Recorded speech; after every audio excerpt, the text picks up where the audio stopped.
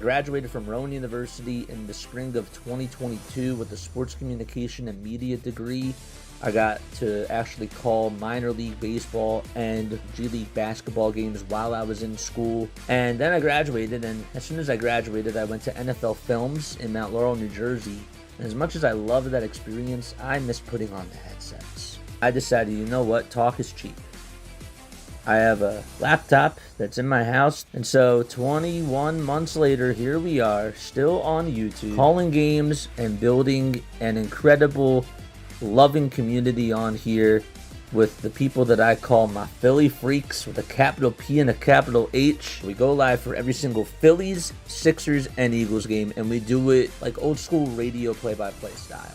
I'm Jason Joseph, and this is Play-by-Play with JJ. I showed a swung on, barreled it out to right field. Bye-bye baseball. That baby is long gone. What's going on, everybody? Hopefully you're all doing well and having yourselves a very fantastic day. My name is Jason Joseph. This is Play-by-Play with JJ. What is going on? We got another Philadelphia 76ers game tonight. Let us know down below how you guys are doing. Joel Embiid is back in the lineup. Let's go. We get to see Joel out there with Paul George and Tyrese Maxey, and we have something to really look forward to tonight, just to see all three of them play together for the first time this season. It feels like it's been 5 years since we've seen this quote-unquote big three out there for Philadelphia, and I'm really curious to see how it looks tonight. Of course, Joel Embiid has been out for a little bit of time, but just to get him back in the lineup, I think is great. and I'm hoping that the Sixers can go out there tonight and not only get a W, but really try to build chemistry and let this thing gel out. That's really what I want to see in tonight's game. I'll get into injury reports in just a little bit. They actually just said that Andre Drummond is going to play tonight too. I was really scared, and honestly, I don't really know if it's even worth putting Andre Drummond out there tonight, especially because with the way that injury looked, it just didn't look good. But if he feels good to play, I don't know like what the rush is, and I think that they should have just let him stay out tonight, but that's just me. So, but in regards to tonight's game, the 76ers have got to do a good job rebounding the ball. According to Twitter also, VJ Edgecombe is also going to play too. So that is also interesting as well to look at. He was originally ruled as out for tonight's game on ESPN, but on Twitter they say that he is actually going to play. So we're going to see VJ Embiid, Paul George, and Tyrese Maxey, along with Jared McCain, all out there. Wow. Did Christmas come early this year or what? I mean, my gosh. We've never seen all five of them play, and it's going to be really interesting to see how things do go tonight. Look, this Atlanta Hawks team is without Trae Young. They're without Kristaps Porzingis, and they still are playing at a very fast pace. Okay, they put up a lot of points on offense, and they're led by Jalen Johnson, who just has had a really good year. Of course, came out of Duke and has been putting up really good numbers. He's a really good shooter, and it really seems like that Quinn Snyder just has these guys playing very well together. Very cohesive basketball. They're coming off of a win in their last game, and they put up over 130 points in that game. But be on the lookout for Jalen Johnson. This guy is shooting 54.5% from the field and averaging about 22 points per game as well. The Hawks are also 12-8 on the season. They ended up beating the Cleveland Cavaliers by a score of 130-123. But the thing is about them is that they had a very good outing, of course, in their last game. They didn't do so well defensively in the game before that. But Jalen Johnson did have a triple-double, and so they're just going to have to – the Sixers are going to have to try to do a good job neutralizing him tonight. You don't want him to go off. You don't want him to get a lot of wide-open looks. And he's also very athletic, too. That's the other thing that people need to realize about Jalen Johnson is that he can definitely get past defenders, and he can take it right over to the cup and finish really strong. So, but, yes, slow that guy down. Onyeka Okongwu has also been really good. And Nickeil Alexander-Walker, I was talking to my friend right before, and, he talked to me, and he was telling me, over the years, like, he's been a really good role player, and he's sort of like went under the radar, if you will. But this is a guy who's coming off of a 30-point performance. He shot the ball very well against the Cleveland Cavaliers, 45.5% from the field, 30.5% from three, but he ended up putting up a lot of points. And that's not his only 30-point game of the season. He's had performances where he had 38 points against the San Antonio Spurs and 26 points that he had against the Phoenix Suns. So this guy can definitely score at will and at ease, and you're going to have to be on the lookout for him too. I need the Sixers tonight to not collapse in the half-court sets. I think that the one thing about this team in games past is that they like to just double-team the ball handler in the half-court, and I can't see them doing that early on. But more importantly, though, Joel Embiid coming back, how does that impact the lineups that Nick Nurse is going to have in tonight's game? How many minutes is Paul George going to play? Like, all those things I'm going to be looking at, too, just from Nick Nurse's standpoint, because, all right, everybody's active tonight. Everybody's going to be playing tonight.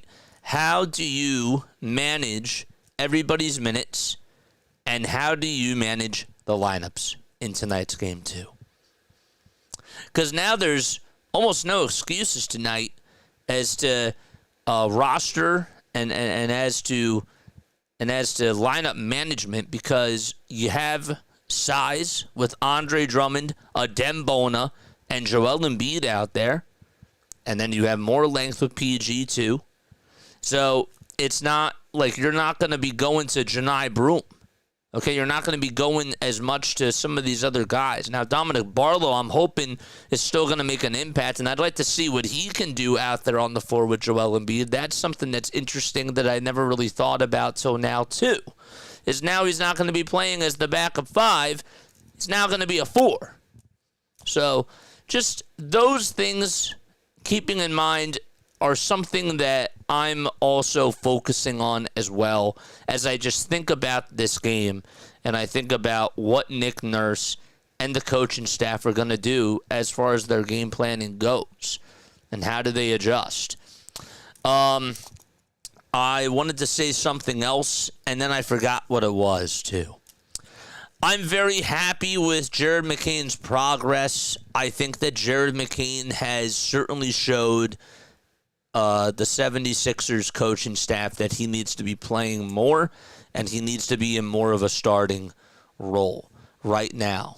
Unfortunately, because VJ has been out, Jared has been making a case that he should be out there as a starter, so I think that they're going to have to possibly send VJ over to the bench, and I don't mean that as a bad thing. I think that that's actually the right thing to do. And then you have Quentin Grimes off the bench as well. This team has depth when they're all healthy. But that's always the asterisk next to it. So, but yeah, other than that, very excited to see how the Sixers do tonight against the Atlanta Hawks. And hopefully they can go out there with a W and feel really good about themselves. These games, in all honesty, have not really been pleasing to the eye. The game that they had against the Brooklyn Nets, was it great to see Jared McCain go out there and make shots and take shots? Yes, absolutely. But when you're going up against a team that's just trying to rebuild and is just clearly getting ready for the lottery, it's not really a lot of fun. And the Sixers' win was not the prettiest against that team. But now that Joel, PG, and Maxey are all playing, this is definitely a game where a lot is going to be in stock, plus VJ, plus Jared McCain too. So a lot to look forward to in tonight's game. As far as my keys for tonight go, I'm going to say that the Sixers need to rebound the ball well tonight. I think that this is a game where I know that Joel's probably not going to be jumping up and crashing the glass, but he still gives you size just because of his massive build. But I feel like that the rebounding has to be executed well tonight. The passing needs to be crisp. This Atlanta Hawks team likes to play very fast out in transition, and you cannot screw up. You can't make bad passes. If we're going to be seeing a lot of dribble handoffs tonight, then that's not going to be good, because that just can't be your only play. We don't have J.J. Redick on these dribble handoffs, and the way that he executed those dribble handoffs were absolutely fantastic. That just can't be your only play, and the pick and roll too. You need to move the ball around. You got to have crisp ball movement, and the ball just needs to naturally find the shooter's hand.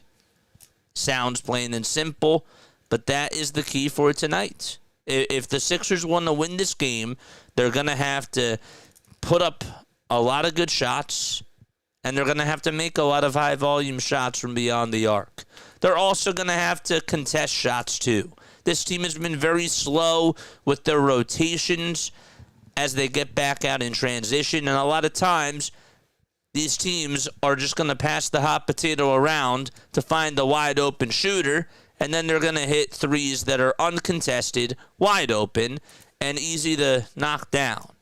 So that cannot happen tonight. I don't think that the Sixers are going to win because of their. I'm sorry. I think that the Sixers can pull this out tonight. But if they're going to pull this out, they're going to have to rely more on their offense rather than their defense. I think that that's what I'm trying to say. But let me know what your final score predictions are down below. I do want to say hello to everybody in the chat. Shout out to Lydia. I really appreciate you for being on here. Yes, let's go. Bradley says easy game for the Sixers tonight. Snowman, let's go. What is up? Happy Sunday. Let's go. Happy post-Thanksgiving to everybody out there. Hope everybody is doing well and hope everybody's having themselves a fantastic day. What's up, Cool J? How are you, my friend? Shout out to you for being on here. All right, we are all set and we are all ready to go for tonight's Philadelphia 76ers game. Yes, Joel Embiid is back. Yes, Paul George is playing. And yes, VJ Edgecombe is back in action tonight too. So the Sixers, again, it's not even December. It's November 30th. And Christmas came early for the 76ers, giving everybody a chance to play together. Even though they're still missing Oubre and they're still missing Trendon Watford as well, which are still two big losses.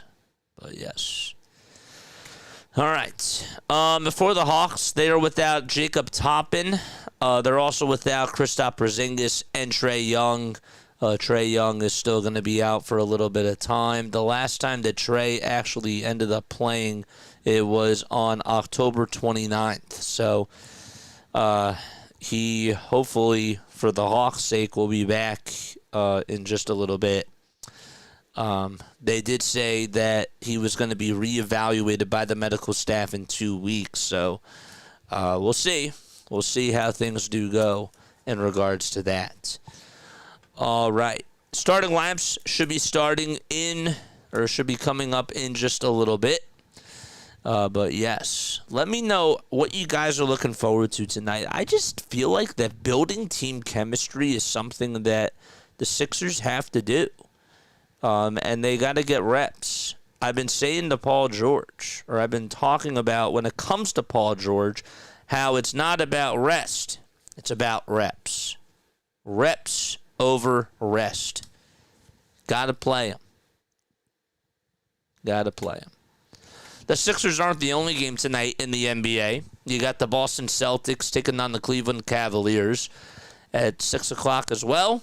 And then you got the Oklahoma City Thunder out in Portland, in Dameland, taking on the Trailblazers.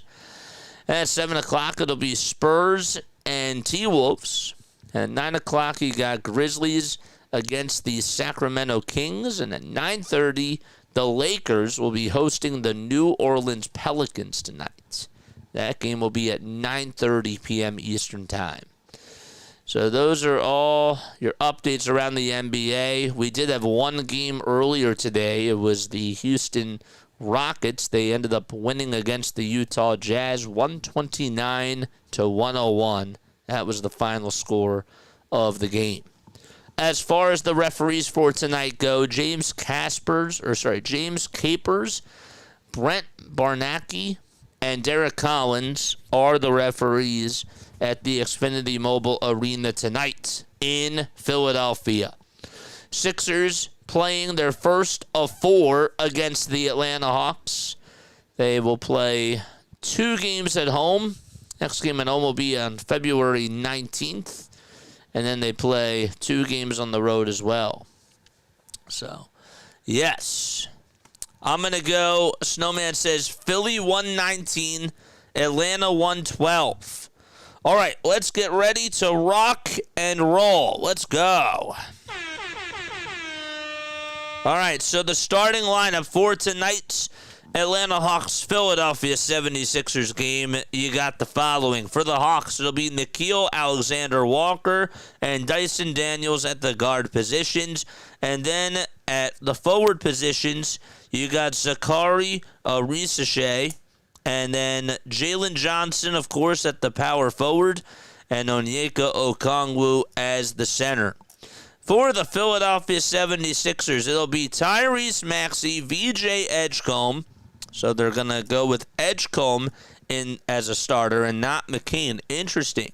It'll be Maxey, Edgecombe, Paul George, Dominic Barlow, and Joel Embiid in tonight's lineup for the Philadelphia 76ers. Just seeing the big three together, it's just sort of eye-popping for me. All right, we're ready to rock and roll. Hit that thumbs up button. Hit that subscribe button. Let's get going, baby.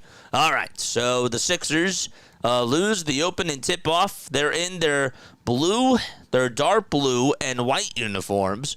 Meanwhile, the Hawks are in their white and red uniforms. They have the red letters on the back and the red numbers on the back as well. Maxey on a little give and go over to Joel Embiid. Embiid thought about taking the three. He's over on the far elbow, takes an elbow J, and welcome back, Joel Embiid. 2-0 Sixers.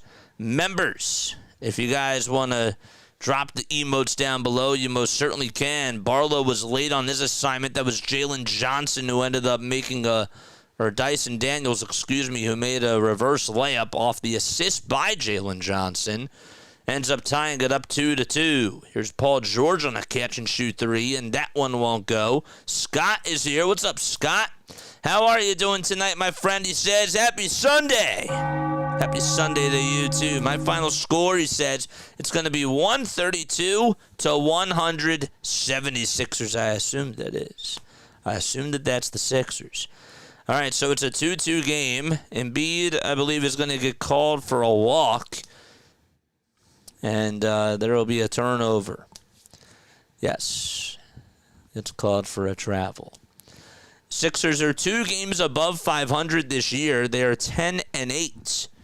Here's Edgecombe over on the perimeter, trying to guard his man. Maxey knocks the ball loose out of the hands of Onyeka Okongwu. And there's an outlet pass over to Edgecombe for a catch-and-shoot trifecta, and he knocks it down. Good to see VJ Edgecombe back out there for the Philadelphia 76ers.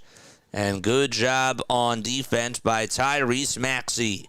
Big steal there by him. Johnson with a baseline J in the face of Joel Embiid. He got it. This guy is just so good off the dribble and can beat you in so many different ways. 5-4, Sixers up by 1. Good ball movement by the Sixers. Embiid takes a jab step. He's looking to dump it off to somebody. Gives it over to Barlow, who goes behind his back off the dribble. Didn't want to take the shot. Instead finds Embiid, and Embiid goes downhill and gives it back to Barlow. Wide open pass, and Barlow, all he has to do is lay it up and lay it in, and he does. All right, here's Daniels again over on the block. George knocks it loose. Here is Barlow with the steal. Almost fumbled the basketball. A little give and go to Edgecombe, and Edgecombe lays it up and lays it in. So the Sixers' offense looking very good so far. Their defense also doing a good job. Here's a wide open three, though, by the Hawks, and that one won't go. It was way too strong. They do get an offensive rebound, though. That was Paul George who missed his assignment there. A little turnaround J is up, and that one's no good, but another offensive rebound that goes out of the hands of Embiid back to Okongwu. And Jalen Johnson, nobody guarding him as he floats it up and floats it on in. So the defense was already back out in transition. They were not paying attention, and the Sixers just were sort of, they sort of couldn't really, Joel Embiid was sort of paralyzed by it. There's a floater that's up, and we have a foul called. The floater was by Joel Embiid, and he gets fouled by the Hawks. It is going to be the 76ers. I'll take it. I'll take it, Scott. Shout out to you, man. 10-6 76ers. Embiid at the line to shoot 2 foul shots. First one goes up, and he will drain this. So the former Jayhawk, averaging 19.7 points per game this year, also 5.5 rebounds per game, and 3.3 assists in 6 games This is his first game since November 8th. 10-6 Philadelphia. 8:34 left to go in the opening quarter, and Embiid hits both foul shots. Excellent. It's an 11-6 Philadelphia lead. Here's Okongwu again on the dribble handoff over to Dyson Daniels, and Daniels nearly got the ball stolen as he lost his dribble, but now he's looking to pass it, and VJ Edgecombe's right there, and he will get the steal. Maxey on a catch-and-shoot three from the logo, won't go, and on the other side, Johnson gets the rebound. Johnson back over towards the outside for a wide-open three, and that one's no good. That was by Zakari Risache. Missed it from 24 feet. Actually got his rebound. George on a turnaround J. Just could not get to it. Just couldn't hit it from the baseline. Johnson tries to float it up, and it's a line drive, and it's good. Didn't know if he was going to provide an alley-oop pass to Okongwu or not, but Jalen Johnson deceiving all the defenders. Here's George to Embiid for three, and Joel Embiid's shot is way off. He bricked it. Johnson trying to go coast to coast, gets it not to loose, but a foul going to be called on the Philadelphia 76ers. Or did it just go out of bounds? Just went on out of bounds. O'Gluffy is here. What's up, O'Gluffy? What's up, Alex? Hey, JJ, how's your weekend going? Let's go Sixers. Ready for a Sixers W tonight. Joel Embiid is back in the lineup, and so is VJ Edgecombe. So Maxey, PG, VJ, Joel, and Dominic Barlow are the starting five. First foul shot by Johnson. It's no good. He's had 2 triple-doubles in his last 7 games. And he does go 1 for 2 from this trip at the line. Edgecombe leading the way with 5 points. Embiid with 4 so far, as we played less than 5 minutes in this first quarter in this game. Here's Maxey to Embiid. Embiid looking to take a couple of jab steps, and now is going to pass it outside to Edgecombe. Edgecombe back to Maxey, who steps back and lets it fly for a 3. It goes in and out, and it goes back in. Tyrese Maxey getting the friendly roll. It was ready to roll out, and then it just went back in at the last second. Crazy stuff. Sixers playing good, solid defense as Paul George gets a rebound. Barlow contested a 2 inside the lane. Embiid trying to go up with a layup inside and gets it blocked from behind him. And now Jalen Johnson gets the steal. Johnson, all attention on him. Almost turned it over. Hawks still have possession. A catch-and-shoot 3 is way off the mark by Dyson Daniels, and Tyrese Maxey comes up with his miss. Maxey steps back, launches a 3. It's short, and the Hawks get possession yet again. So the lineup out there for the Hawks, it's Okongwu, Johnson, Risache, Alexander Walker, and Daniels. George on the drive to the basket. Nearly got it knocked loose. Hands it back off over to Tyrese Maxey, and sticking his hand in the cookie jar to get a steal is Alexander Walker. Johnson on the drive, goes down with a flush, and the Sixers will call a timeout. So good transition defense by this Atlanta Hawks team, and the Sixers want to hit the reset button, and they will, with exactly 5:59 to go in quarter number 1. Let's go.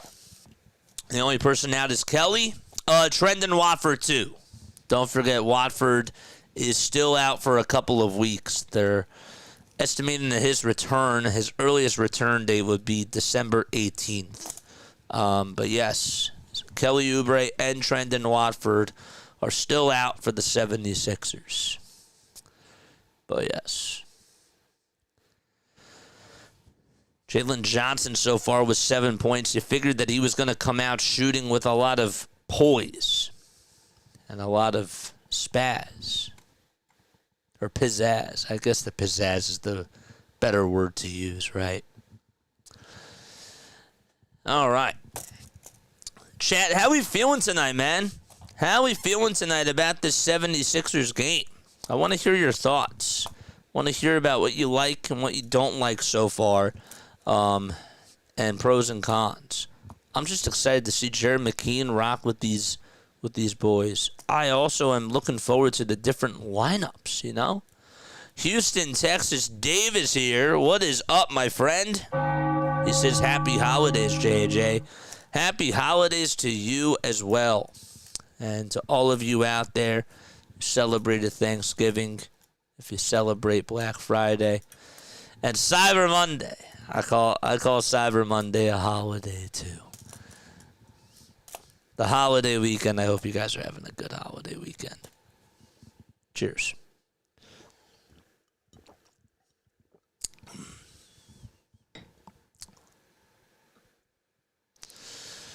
Oh, man.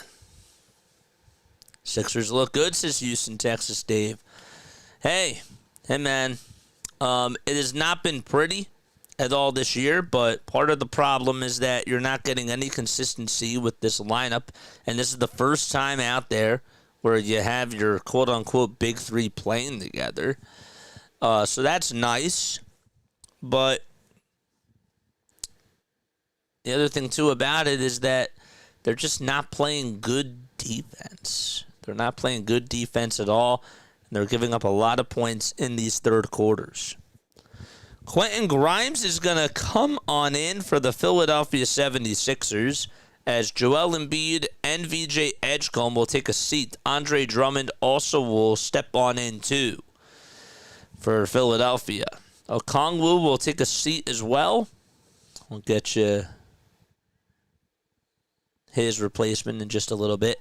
I don't like the amount of threes that we're shooting. We needed to put them in foul trouble, probably attack the paint. And I think that we can do that as the game goes on. Sixers are going to go to Quentin Grimes, who gives it back over to Paul George for a three. And George's three-point shot is way too short. It's rebounded by Alexander Walker. Speaking of missed threes, there you go, O'Gluffy. Just a little drive to the basket by Muhammad Gay. Gay downhill, gives it back to Jalen Johnson, and Johnson over to Risa Shea is able to make the little floater inside. 14-13, Sixers up by one. Grimes will pass it over to Paul George. And George finds Andre Drummond in the dunker spot as he lays it up and lays it in. Hawks respond with a layup over on the other side. It's now 16-15. That was Nickeil Alexander-Walker driving to the cup and finishing with the right hand. Maxey being blitzed at the Xfinity Mobile Arena sign. Sixers going from right to left. He takes it down in the lane, puts up a floater, and that one is just a little bit too strong. Johnson rebound, tries to give it up downhill over to Alexander Walker, and the ball will go on out of bounds. We have a lot of substitutions now coming on in for the Hawks as Luke Kennard, Vit Krejci are both out there. Muhammad Gay and Dyson Daniels. Here's another three-point shot by the Sixers, and that one's a little bit off. It was from Tyrese Maxey from three. Johnson got the rebound, goes downhill, finds Kennard outside. One more downhill, and count the bucket and a foul. Dyson Daniels over in the dunker spot off of a beautiful dime by Jalen Johnson, or Luke Kennard it was, over out in the far corner. Kennard was just able to skip past it over to Daniels, and Daniels definitely lured Andre Drummond to him, and he hit his shoulder. The and one, though, is no good, and Quentin Grimes comes up with the rebound. Sixers are doing a very good job so far in this game on the glass. Grimes to Barlow on the outside. Gives it back to Grimes on the far wing at the three-point line, and he'll swing it over to Tyrese Maxey. He wants to go over to the cup, and he finishes, and he is fouled. Didn't hit the shot, but he tried to finish it through hard contact. 3 minutes and 53 seconds to go in quarter number one. Sixers are down by one. Would just love to see Tyrese Maxey continue to be aggressive as Joel and PG are out there. This is still his team. He's playing at an MVP level so far this year. The first free throw by Tyrese Maxey is good.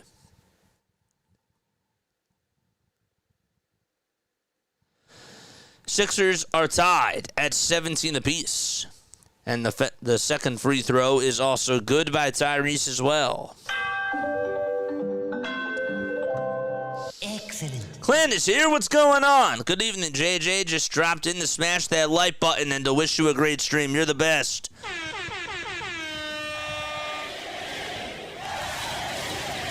Kennard with a catch-and-shoot three. Won't go. Rebound by Maxey. Here comes Tyrese Maxey off to the races. Gives it back to Grimes, and Grimes tried to pass it off the backboard over to Maxey, thinking he was right behind him.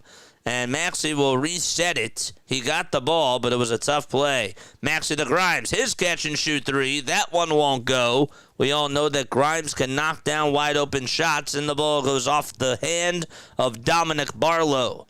But not that time. Sixers have got to do a better job capitalizing and cashing on in from three-point range. 18-17, Philadelphia up by one. Daniels swings it outside. Here's a three, and that one's way too strong. And now Maxey again out in transition, beating everybody to the punch. And the Sixers add on to their lead. A timeout taken by Quinn Snyder and the Atlanta Hawks. Philadelphia up by 3. Sixers are 2 for 9 from downtown, and the Hawks have not even hit a bucket from three-point range. We'll step aside. We'll be right back in just 2 minutes. Don't go anywhere.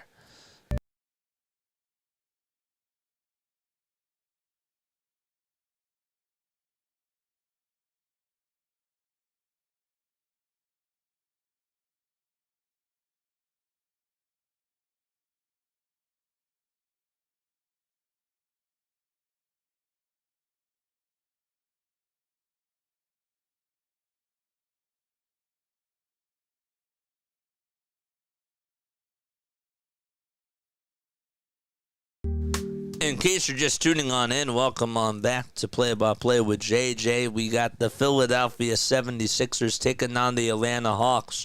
Joel Embiid is back for tonight's game, and so is VJ Edgecombe and Andre Drummond. And Paul George is active as well. Have not seen Jared McCain out there just yet. I find it interesting how they decided to go with Quentin Grimes first off the bench and not Jared McCain. So just think that that's something sort of worth to note, if you will. Scott in the chat says, do you think that the 76ers are going to win tonight? I do, but what do you think? I think that the 76ers can win this game. I don't know if they will win this game. I don't know if they're going to lose this game. I really don't. But what I really would like to see, yes, a W is always great, but I care more about how the chemistry looks between Joel, Tyrese, and Paul George. I don't know if that answers your question. I think that they can definitely win this game. I'm just not. If it's a yes or no question, I would say yes. I think that they should win this game tonight, and I think that they can win this game. I just want to see how the product looks out there with all of their big three in the lineup. So that's really like what I care about, and that's something that's sort of catching my eye. Now the Hawks have 14 points in the paint. The Sixers just have 8, and that's what has sort of caused the Hawks to stay in this game because they're not hitting any of their threes. They have not been able to hit a bucket. And part of the main reason why is because the Sixers have actually played really good defense. Paul George and VJ Edgecombe on the perimeter is scary, scary good. Everybody's rotating very well, too. 2017, and the Hawks, we'll see what they drew up out of this timeout here. Johnson downhill, gives it back over to Muhammad Gay for a step-back baseline J, and he gets it. Now, Jared McCain is out there. It's McCain, Edgecombe, Barlow, Drummond, and Grimes. A little bit of a smaller lineup there for the 76ers. Grimes gives it over to Barlow, who rolls down the lane and lays it up and in with the left hand. There was a little bit of contact, too. They didn't call it. Kennard downhill, gives it back over to Muhammad Gay, and a layup is up, and that's good. Onyeka Okongwu gets the assist there. 22-21, Philadelphia up by 1. And actually reversed that. Okongwu actually hit the layup, and it was assisted by Muhammad Gay.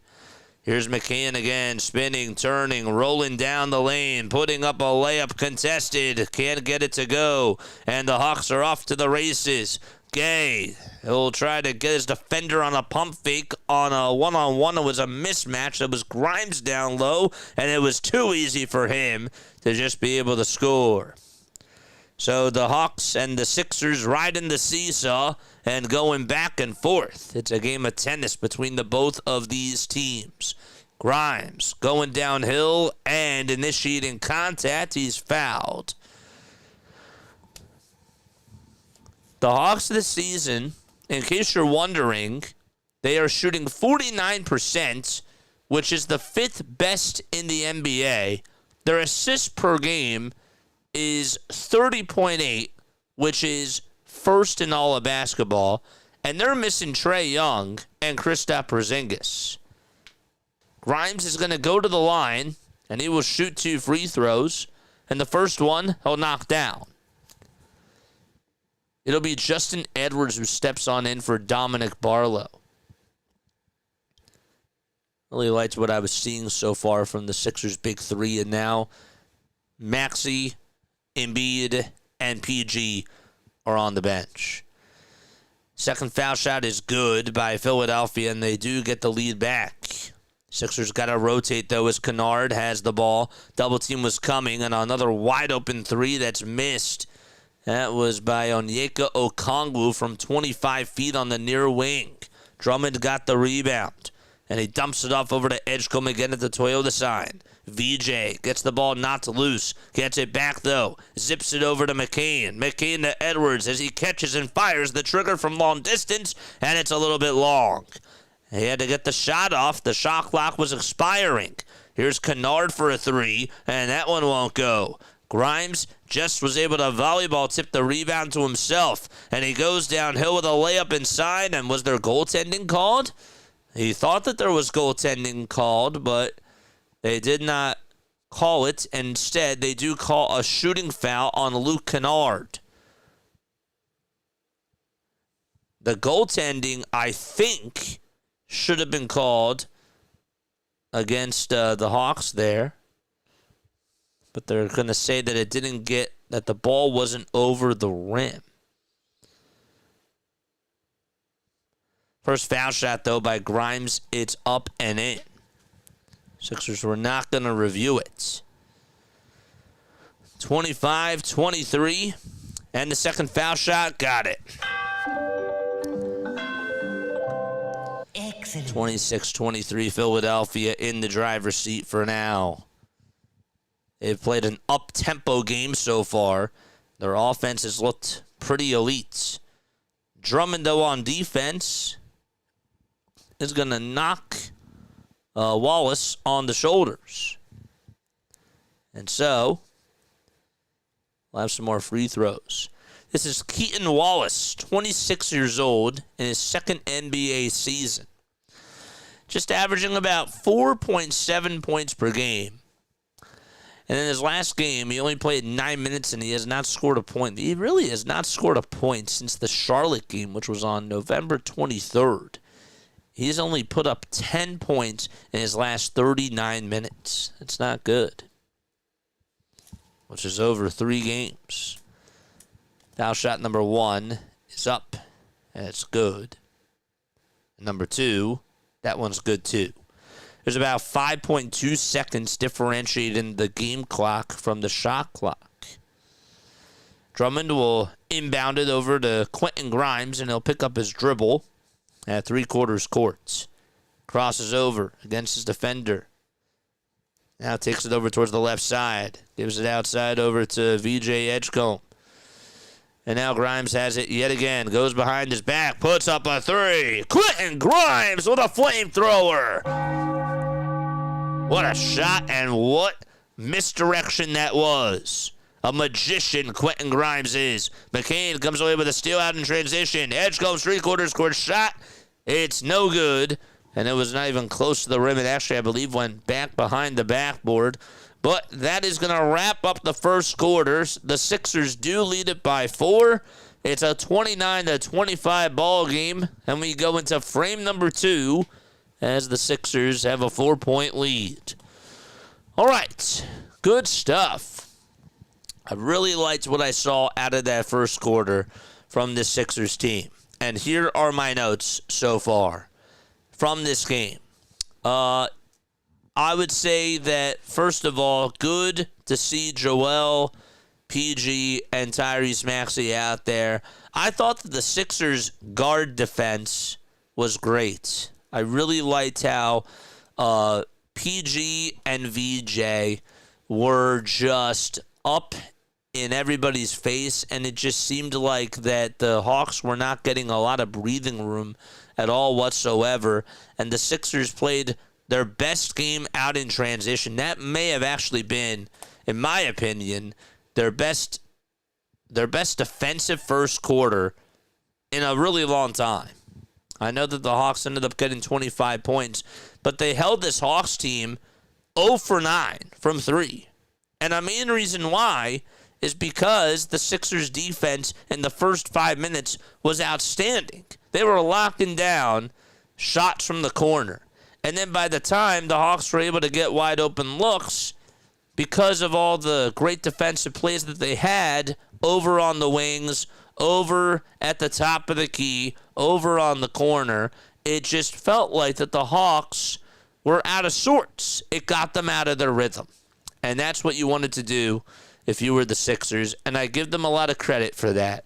So there were some wide open shots where I'm like, we'll take that, because we ended up doing a good job contesting a lot of shots, and if you leave them wide open for a couple, it's not like Steph Curry is out there or Trae Young is out there right now. So I thought that it was okay to leave a couple of wide open threes. You don't want to make that your full thing, but sometimes it's just going to happen, and I thought that it was okay.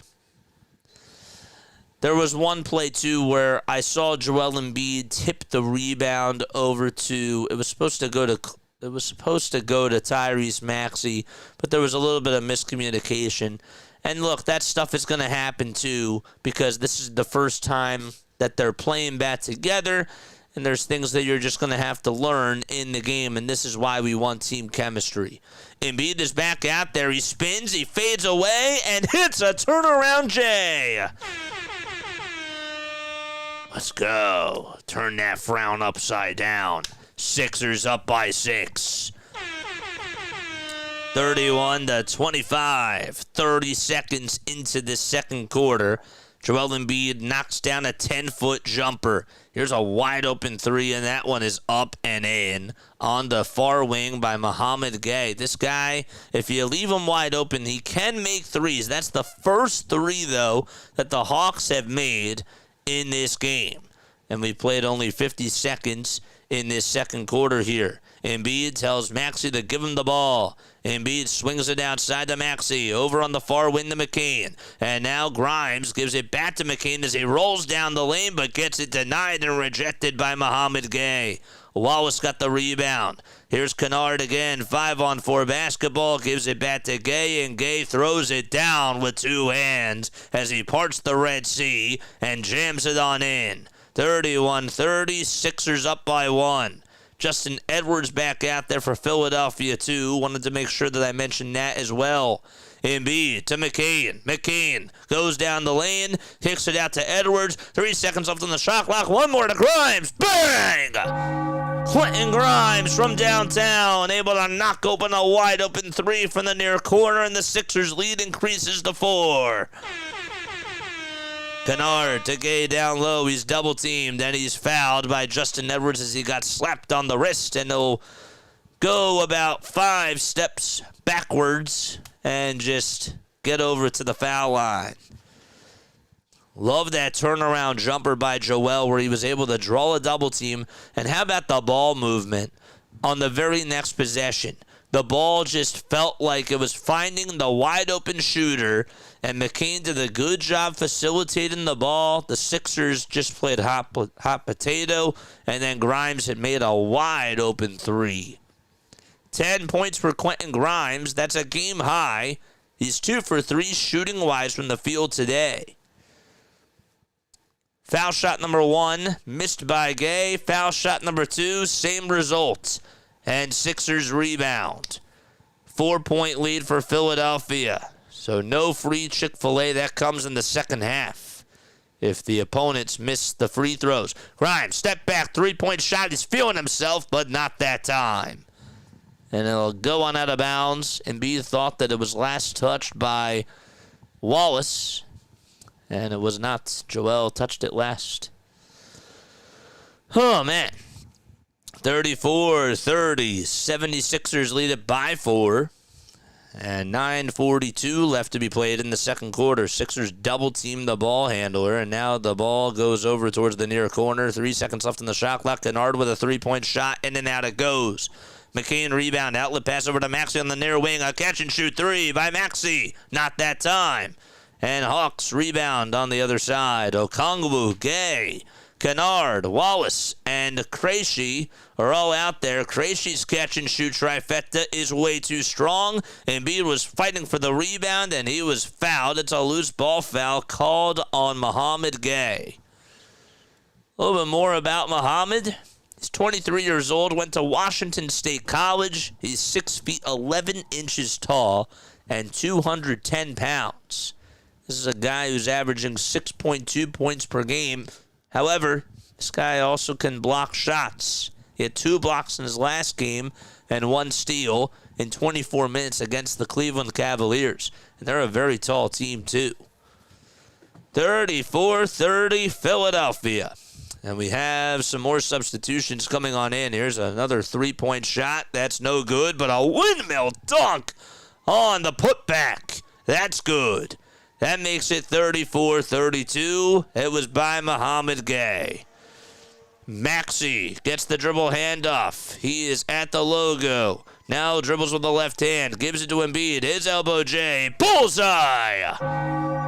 Joel Embiid with an elbow jumper.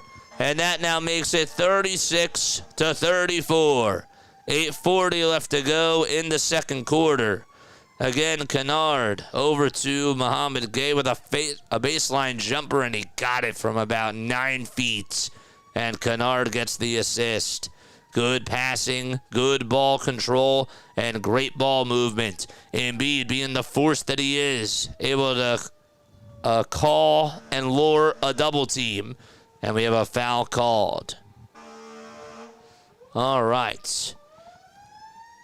So there we go. Oh, Santa's here. There's Santa. Santa's outside my window. What's up, Santa? I was like, what's going on over here? Why are there sirens? I got a little bit nervous, so it was coming closer to my house. Imagine that on stream. I don't want to. 36-34. 8:20 left to go in the second quarter. Philadelphia does lead it by 2. Nickeil Alexander-Walker will enter on in for Vit Krejci. Nickeil ended up playing for the Pelicans once upon a time.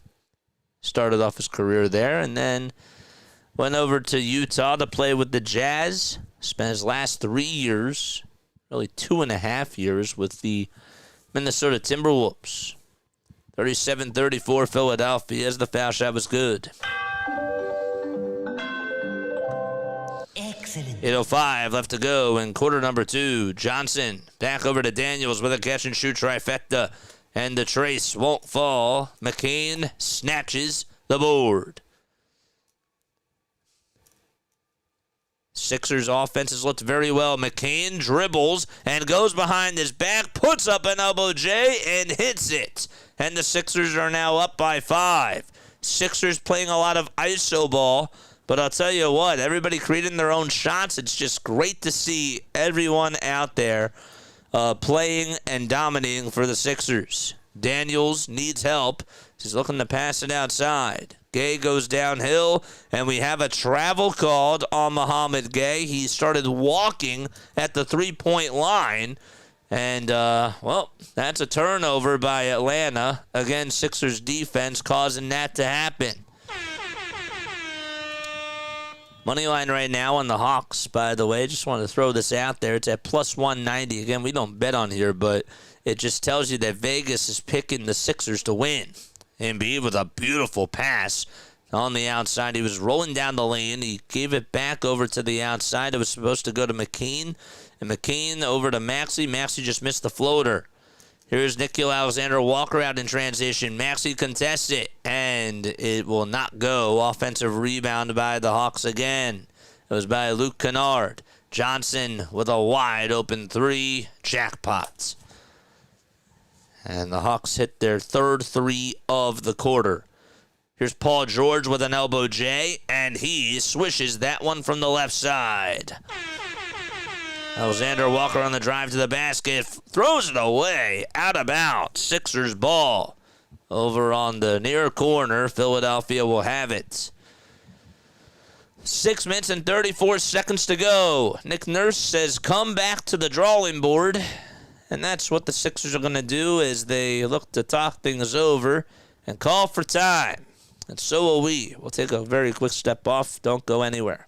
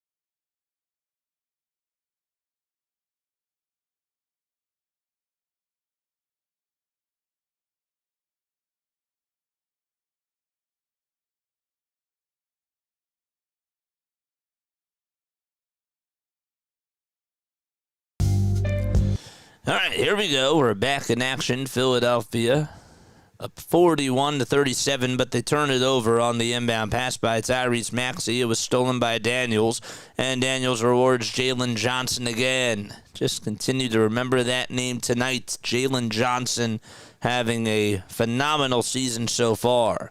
Maxey with a bounce pass to Embiid. Foul line. Jay got it.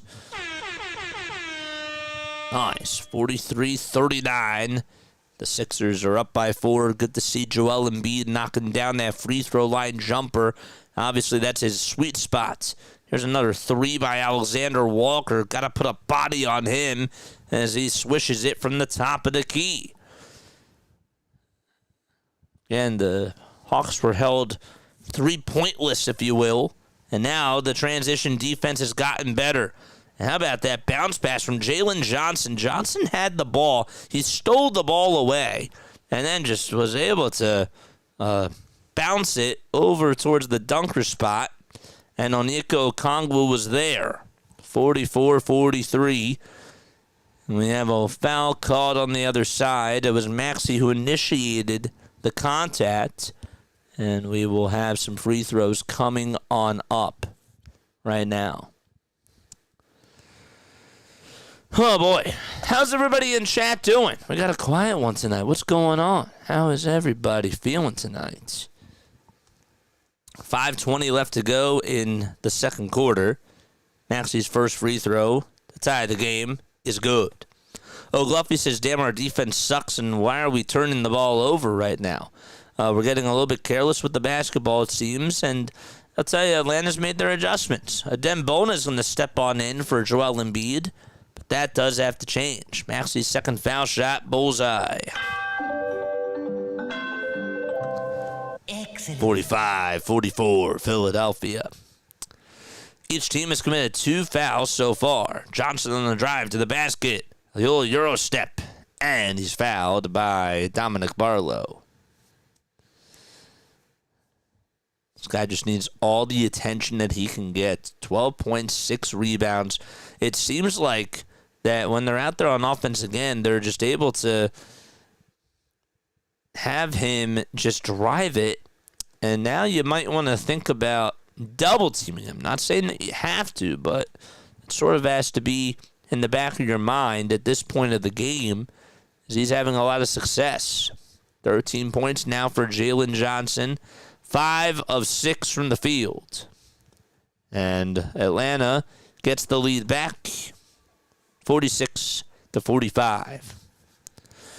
The Sixers lineup. It's Paul George, Dominic Barlow, Tyrese Maxey, Adembona, and Quentin Grimes out there for the 76ers. George wants to ISO and will zip it outside over to Dominic Barlow. Barlow to Maxey. Maxey back outside to George for a catch and shoot 3. Knocks it down.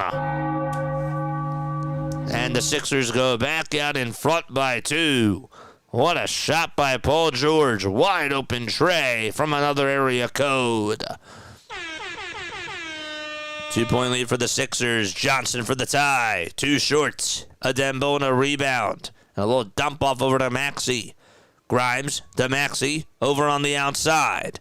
Maxey dribbles with the right hand, passes it to George. His step back 3 from the far corner is just a little bit too strong. Bona tries to tip the rebound, but he gets tripped up. And they don't call it there. They don't call a foul as the ball goes out of bounds, and it'll be Atlanta ball.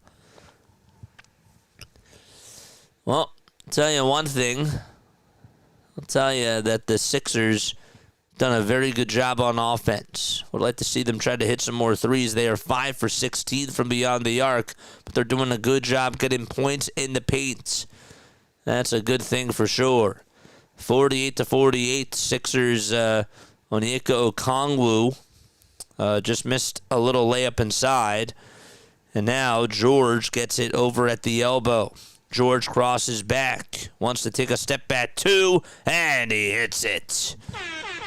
It's been the Paul George quarter so far for the 76ers over these last couple of minutes. 3:40 left to go. George knocks it loose, gets the steal as well. PG kicks it out over to Grimes on the near corner. Back out to Maxey, who resets it. Maxey on the foul line extended to Barlow. And Barlow back over to George. And George gets pushed just a little bit out of bounds. And Dyson Daniels is guilty for committing the foul. It was not a shooting foul. It was just a personal foul on the floor. Again, I have to keep reiterating this because the Sixers' play calling has not been so good, but obviously with the stars back and everybody playing, the ball just seems to be moving very well for the 76ers.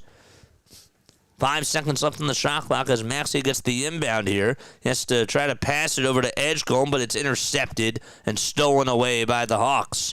Here's a tough two that is out in transition by Alexander Walker, and he gets it to go. Alexander Walker got the steal and just took it all the way himself to tie the game back at 50 apiece. Quentin over to Maxey, and Maxey's little Euro step is up, hits in, and one! As he waves hello to the fans, and the Hawks will take a timeout, and we'll see if they're going to challenge this or not. What a dime by Quentin Grimes. It was supposed to be Dyson Daniels' man, Maxey, able to catch his defender sleeping, and the foul was called on Zachary Risachet. And we'll see what happens after this timeout. Don't go anywhere. We'll be right back.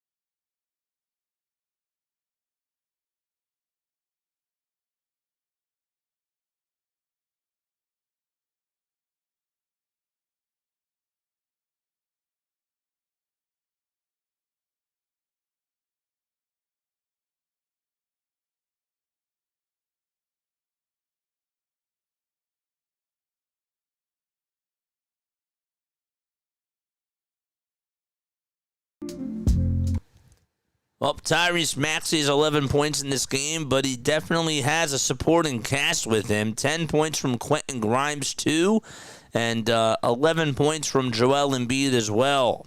And Paul George has 7 points. He's been getting things going here in the second quarter. So everything clicking for Philadelphia. It's like that they all have the hot hand. 52-50, Maxey at the line for one more, and the foul shot is up, and it goes in and out. Rebounded by the Hawks. Just a little too strong there from Tyrese Maxey, who's shooting over 85% from the line this year. Ronald Duffney is here. What's going on? How are you? 2:35 left to be played in the second quarter here. Again, a little floater inside. That's up, and that's a little bit too strong that time. And the Sixers have the rock. Onyeka Okongwu missed the shot. Edgecombe looking to reset here. Hands it off over to Bona. And now Barlow looking to try to cross over Johnson. Barlow goes over towards his left side. He had to switch hands, make a turnaround floater that way. That was not easy, but good job by Barlow to utilize the offhand. Well, it was a good job there, but a bad job on defense as Jalen Johnson able to go downhill and throw it down with both hands and slam it on in for the Hawks to make it 54-52. 1:45 left to be played in the second quarter here as maxey is double-teamed again. Can't pick up his dribble, has to pass it over to Grimes. 5 seconds left on the shot clock. Grimes goes downhill, tries to float it up with the right hand, gets it to go. It's good, but he went down hard, and he is holding the back of his head. He's down still. 5-on-4 ball, wide open three, up and in to make it 56-55. Grimes does get up. He says, "I'm okay." And the Sixers are going to play on. 1:15 left to go, and we have another whistle called.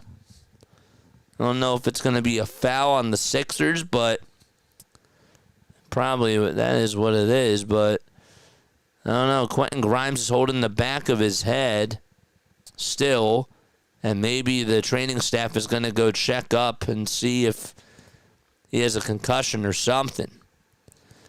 As he put up the shot, what ended up happening was he hit the back of his head on, I believe it was Alexander Walker's left knee. And so he is going back into the tunnel now. So it was just a stoppage in play. There was no timeout called. So we will keep you updated with what is going on in regards to that. Hopefully he will be able to return in the game.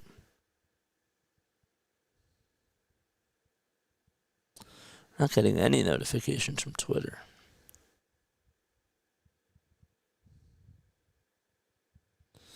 All right, so that would be great here. 56-55, Philadelphia up by 1. 55 seconds left to go. Edgecombe just missed a tray. And Okongwu got his rebound. Johnson with a floater inside. Didn't get it to go, but Edgecombe is guilty for the foul. And so we will have some free throws coming on up.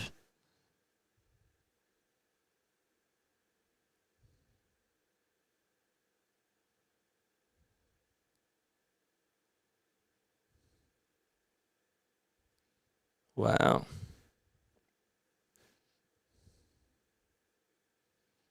That's so cool.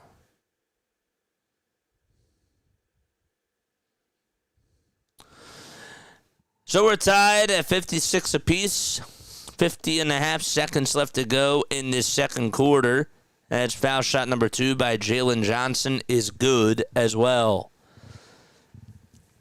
Atlanta up by 1. 40 seconds left in this second quarter. Maxey dribbles with the right hand, goes down the lane, looking to pass it to somebody. Oh, and they'll go with Bona. Bona to McCain. Foul line Jay with the shot clock expiring. And that one's way too short. Good defense by the Atlanta Hawks. They've stepped up here in the second quarter. And they zipped the basketball to Okongwu. And another three-point shot wide open. That time no good by Jalen Johnson. And Barlow comes up with a rebound. Again, maxey operating on the outside. 5 seconds are left as the shot clock is unplugged, by the way. But the Hawks have a foul to give, and Ricochet is going to use it. 3.9 seconds left to go. It's a personal foul, and scratch that. That's actually going to put the Hawks in the bonus, and maxey's going to go to the line for 2. So they were not right on the amount of fouls that were called against the Hawks. First free throw to tie the game, good. The million-dollar question will be, will we be good in the third quarter?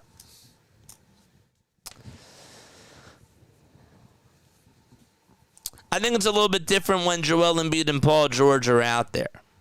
I think that the question becomes, can they take over in the third quarter? Because it's a different team.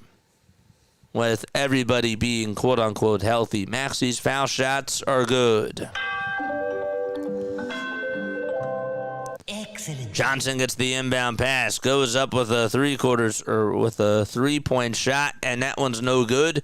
And we're going to go on into halftime. Philadelphia with a 1-point lead. So they end up losing the second quarter, but they still are up by 1. It's 58-57. We'll be back in just a couple of minutes. Don't go anywhere. See you soon.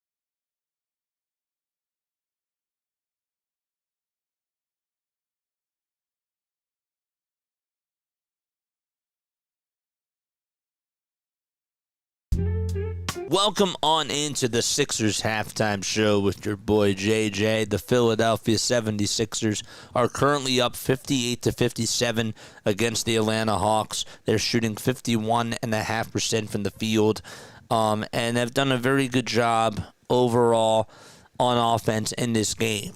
I actually feel like that there's a lot of positives to take away from just that first half alone. First and foremost, Joel Embiid, Tyrese Maxey, and Paul George, and VJ Edgecombe and Jared McCain all played. I know I keep banging that drum, but that is certainly a positive that you have to take out of today's game. There really wasn't much to look forward to. I don't think anybody would have thought that we would actually have a world where Joel, Tyrese, PG, and McCain and Edgecombe were all going to play in tonight's game. I don't think that a lot of people had that as a thought. And just to see everybody out there healthy right now, it's great. It is. We don't know how long this is going to last. We don't know if it can last, but with what we've been able to see, there have been good things. I liked how in the first quarter, it felt like that this team set the tone with their defense and made plays. It was actually really nice to see Tyrese Maxey not feeling like that he has to be a hero and for him to just have other guys step up too. When was there a time this year, besides Paul George, where we saw like other guys go off? I mean, we've seen Quentin Grimes have his runs. Maybe that's not the right terminology, but I just feel like that the weight is sort of off of Tyrese Maxey's shoulders, and that is something that I take away as a positive. I love what Tyrese Maxey can do, and I like it when he can put up 30 points. And I like it when he can put up 35 points. But it's just such a breath of fresh air when you have other guys stepping up, making plays, and able to just get wide open shots to knock down threes and make other plays happen for the offense. I think that the passing has been really good in this game. There were a couple of possessions, of course, that you would like to have back. But overall, from what I've seen, it's been pretty strong. There were times where I thought that the Sixers made some bad turnovers that were, I don't want to say that were costly, but sort of caused the momentum to get shifted. But that's just naturally going to happen. All I want from this game as we continue to see these guys gel is I just want to continue to see what these three players can do out there on the court. How are they going to do in the third quarter? What are the lineups going to be as we go into the fourth quarter? Speaking of lineups, there was one in particular that I didn't necessarily like, but I was okay with Nick Nurse trying it out today. It was Quentin Grimes, Jared McCain, VJ Edgecombe. They went to a small guard lineup there, and they had Andre Drummond as the backup five, and it wasn't Barlow. It was somebody else. It was Paul George. I didn't really like that lineup. I thought that lineup got a little bit cooked. That was towards the beginning of the second quarter. But yeah, other than that, though, I am just happy with how this team has played. I know that they're only up by one, and yes, the whole goal is to go out there with a W. I get that, but again, you got to build chemistry. Joel Embiid in the first half actually looked pretty good.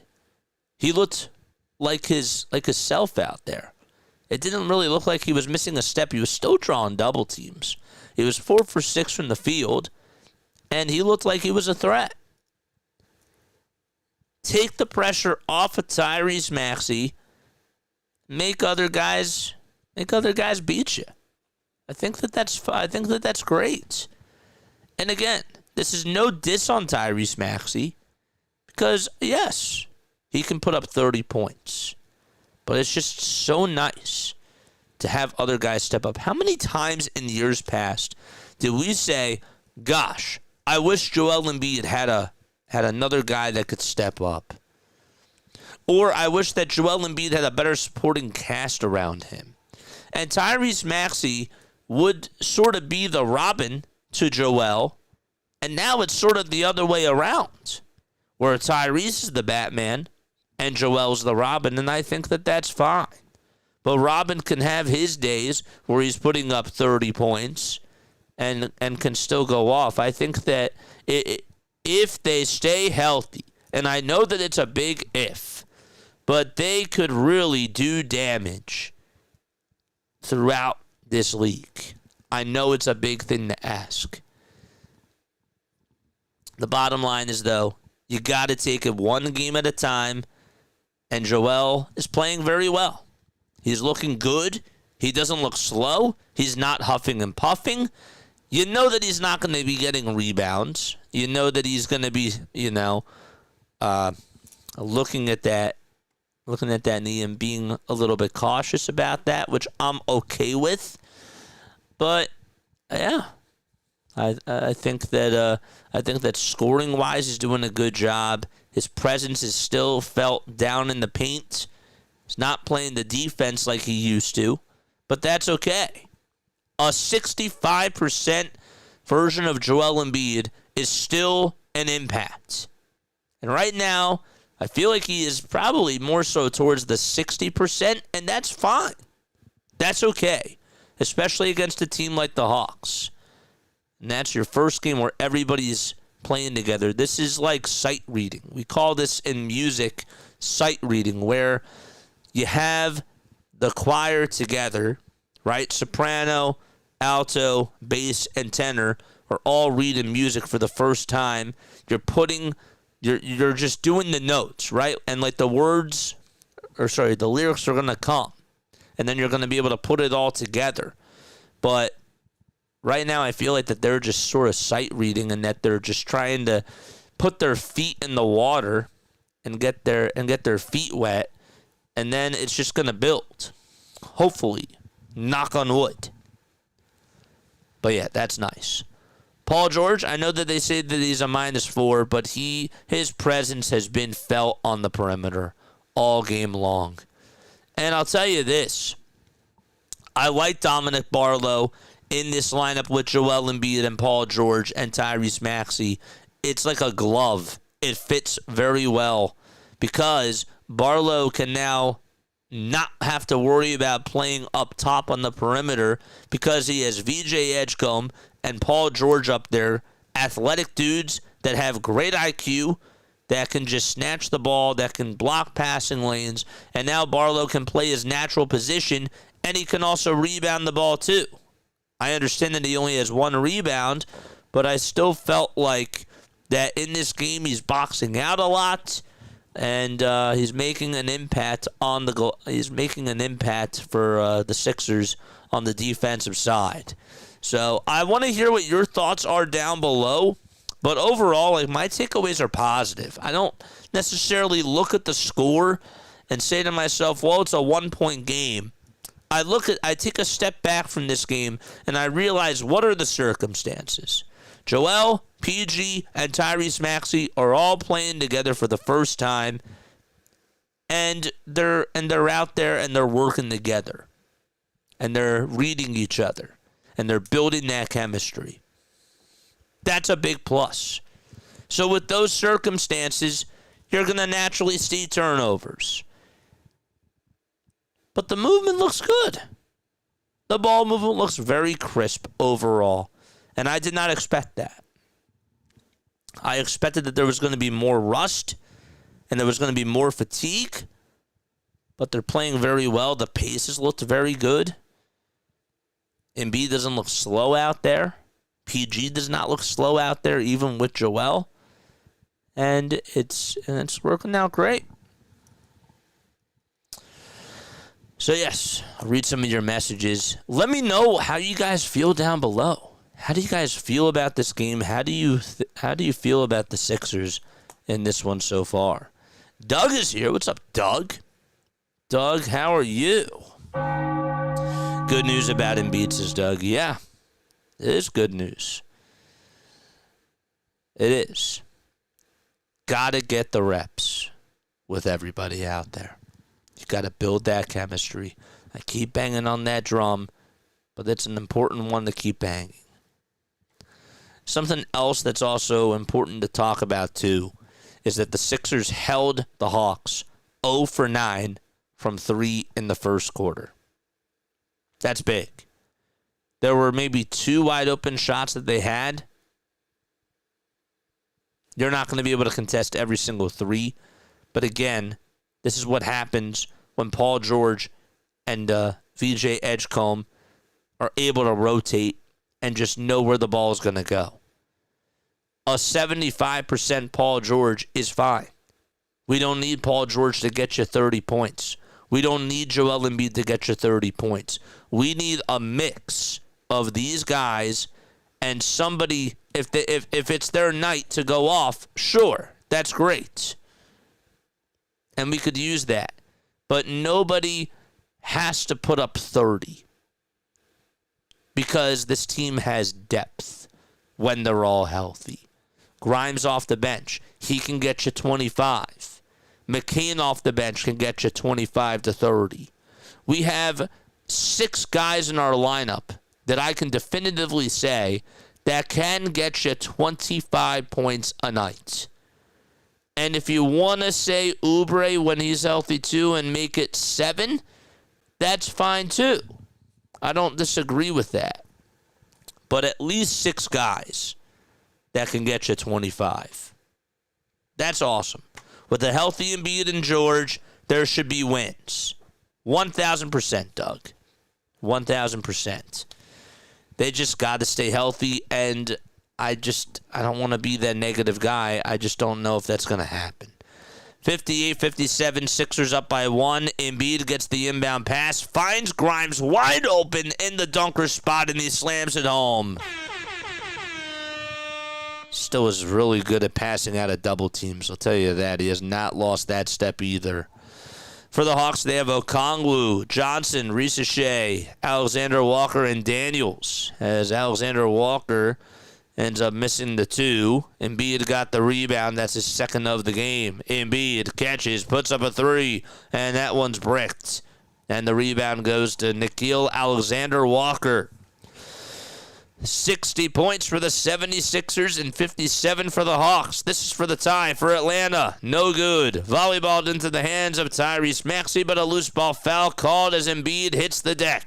And the loose ball foul is called on Onyeka Okongwu for pushing Joel to the hardwood. Okay, Maxey leading the way, 13 points, 4 rebounds, and 5 assists. Jalen Johnson on the other side, though, 16 points for him. He's been tormenting the Sixers and continues to just have a very good NBA season, and that is, by the way, without Trae Young and Kristaps Porzingis. Embiid at the nail, goes up with a hard 2, and he's fouled. It's another thing about the 76ers that they've missed with Joel Embiid is the ability to slow the game down and be able to draw fouls. So Okongwu gets called for a shooting foul, and we're going to have some free throws. 10:52 left to go in quarter number 3. Joel with 11 points, 2 rebounds, and 2 assists in this game. 4 for 7 shooting-wise from the field. The Sixers as a team are shooting 51%. So are the Hawks, too, by the way. Hawks are 12-8, and the Philadelphia 76ers are 10-8. The second free throw by Joel, got it. Excellent. 5-point lead for the 76ers. Catch and shoot 3 on the other side is up, and that one is drained by Dyson Daniels. And he makes it a 2-point game. It's a 2-point deficit for Atlanta. Sixers up 62-60. Embiid looking to pass it over to Maxey, and Maxey gives it back to Embiid and lays it up and in. Good ball movement again by the point guard and the center.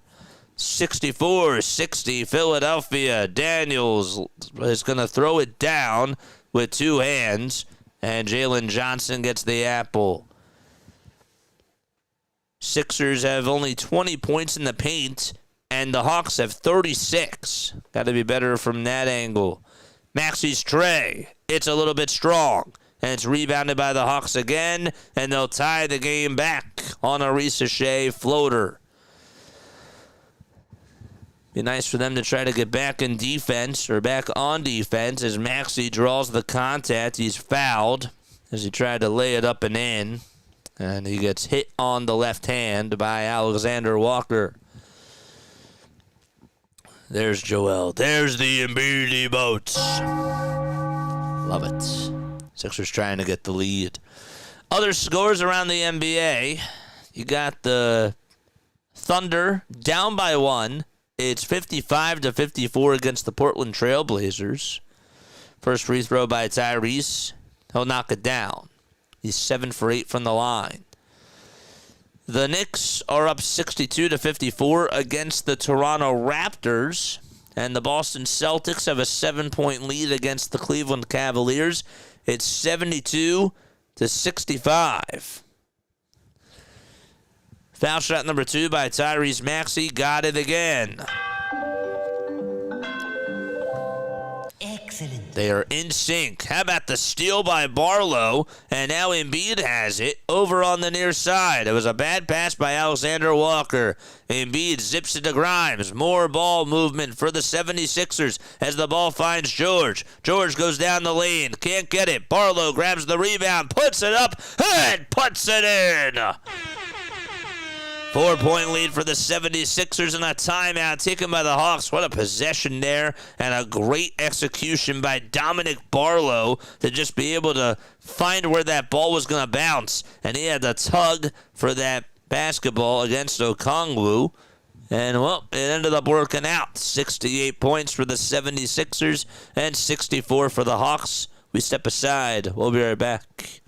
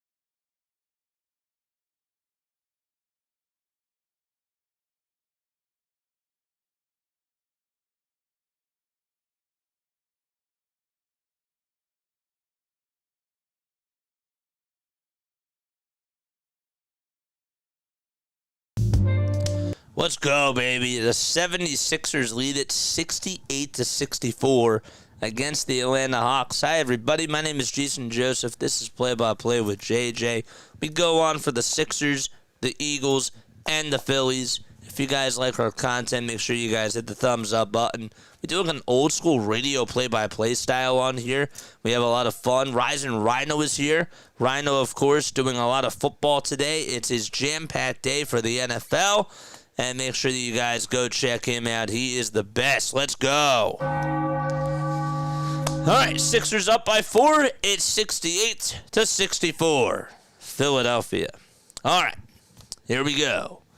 4-point leads. Sixers are going to have to play defense against the Atlanta Hawks. Mohamed Gay is now in for Onyeka Okongwu as this timeout was called by Atlanta.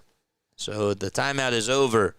Here's Daniels again with a pass, and the three-point shot is up, and it's no good. But there is a foul called on Quentin Grimes. So he's looking up at the Jumbotron, and there's a shooting foul, and we're going to have 3 free throws here, I believe. No, we're going to have just 2. Ricochet's foot was on the line. Rock and roll, JJ. Rock and roll to you, my friend. Ricochet, foul shot number 1, no good. All right, free Frosties, free Chick-fil-A McNuggets if he misses this foul shot. Let's go. The second free throw, got it, and the crowd sits down. 68-65. Man, that kid wants those Chick-fil-A McNuggets. I don't know if they're McNuggets. They're really the Chick-fil-A tenders. Here is George on a little Euro step over down the lane, floats it up, and gets the floater to go. It's now 70-65. The Hawks respond on the other side with a Nickeil Alexander-Walker layup as he was able to get past the sleeping defense of Philadelphia.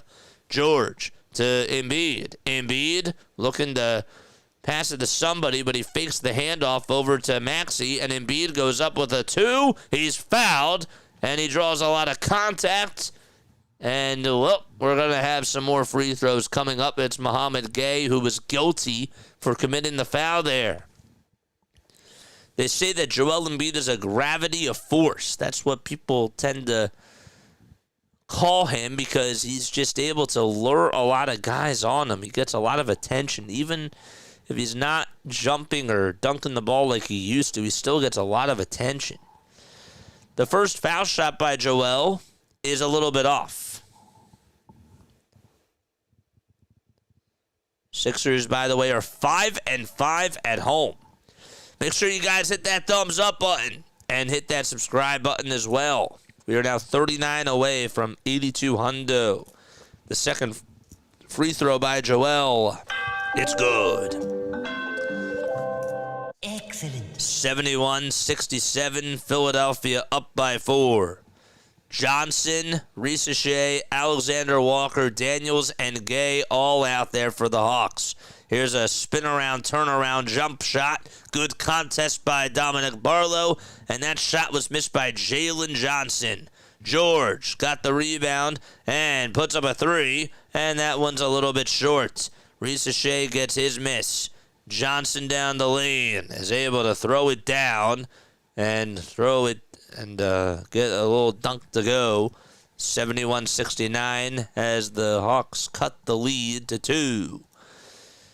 Joel at the foul line draws a double team. Crosses on over, gives it back to Tyrese Maxey. Maxey with some space, lets it fly. Can't get it to go, though, from the top of the key. And rebounded again by the Atlanta Hawks. So Johnson has 16 points, Risacher is 10, Alexander Walker 12, Daniels 10, and Gay 11. Johnson ties this game up at 71 apiece. Maxey now working around the screen, gives it over to Embiid, and Joel looking to dump it off yet again. Gay is looking to slap that ball out of his hands, and Embiid puts up another foul line J, just a little bit off the mark. And he thought maybe he was going to get that one to go. It just did not. Alexander Walker with some space, and he cashes in with a 3 as well. Nickeil Alexander Walker has had a very strong third quarter so far. Grimes with some space going downhill, and we have a foul called on Atlanta. Oh, boy. Yes, sir. Hit that thumbs up button. Hit that subscribe button, too. VJ Edgecombe is going to be checking back on in for the 76ers. Curious to see how he does here in the third quarter. Like and sub it up, Philly freaks. Let's go. Grimes at the line. He's been shooting the ball better from the line. And the first free throw that he attempts is good. Joel Embiid will also take a seat as Adembona will come on in for him. And then Atlanta will come up with their counter moves too. Vit Krejci in for Zakari Risacher. Mohamed Gay is going to come on out, and Onyeka Okongwu is going to come on in.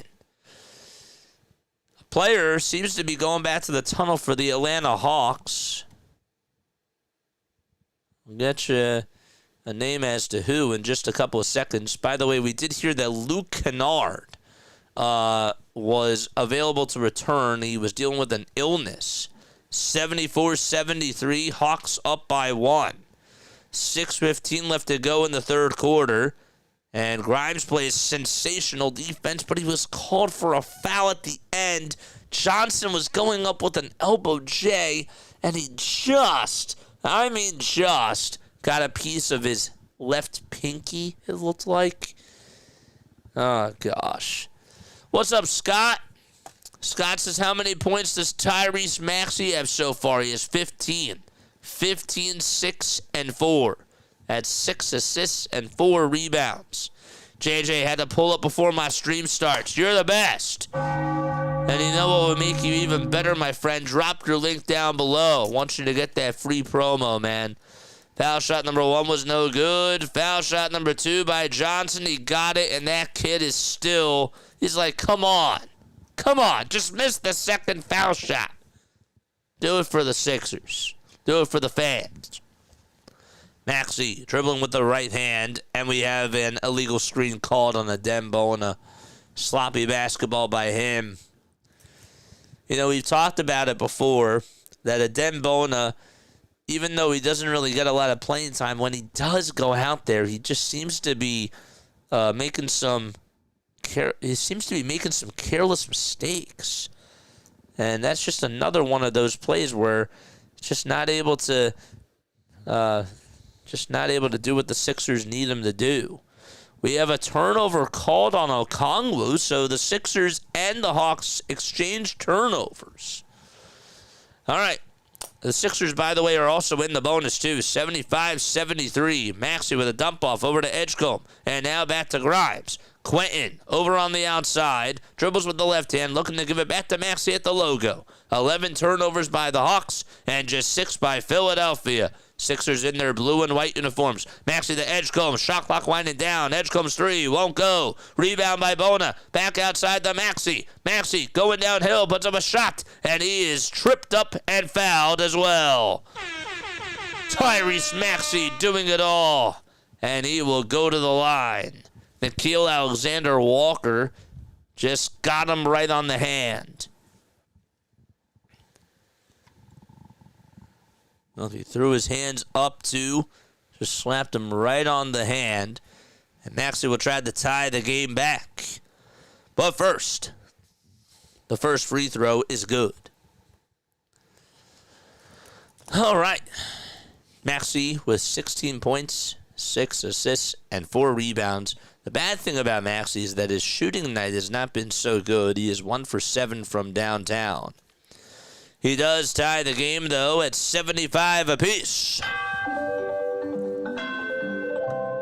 Excellent. All right, let's keep going, baby. Defense! Defense! The Hawks put up a 3 on the other side, and that one is a little bit too short. Grimes on the drive to the basket on the other side. Krejci fouls him from behind, and they will go to the line to shoot 2 free throws.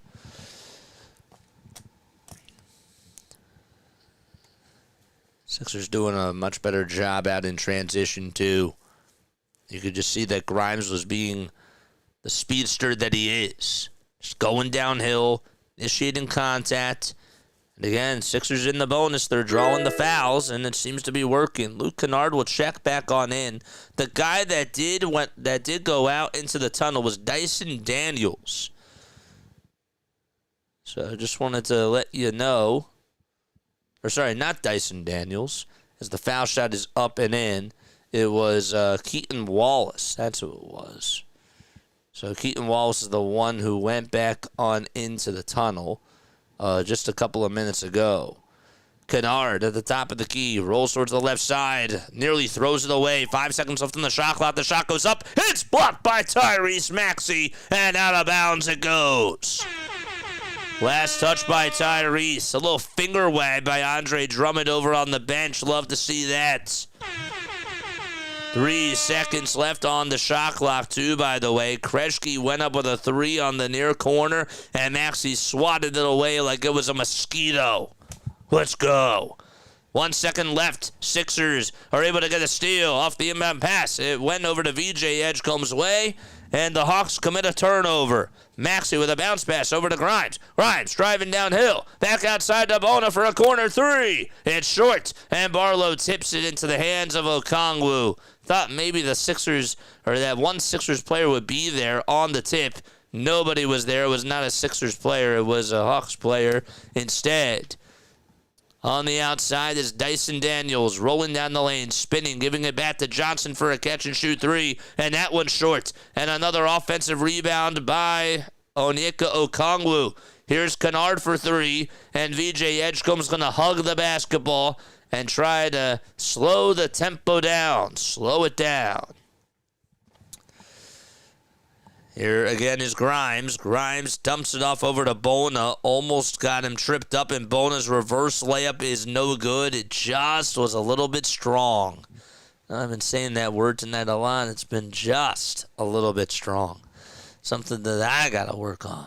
Kennard with a step-back baseline J, and that one's short too. Edgecombe can fly. He's rolling downhill. Wants to reset, though, and gives it all the way over to Quentin Grimes. It was honestly a gamble of a pass. Grimes downhill to Maxey. Maxey through tough contact, and he's fouled. Tyrese Maxey's the man. Making an exclamation point, knocking down the two. I don't know how he got it to go, but a little bit of aggression from Tyrese Maxey as Daniels was all in his face, and he flexes as he sits up on the ground.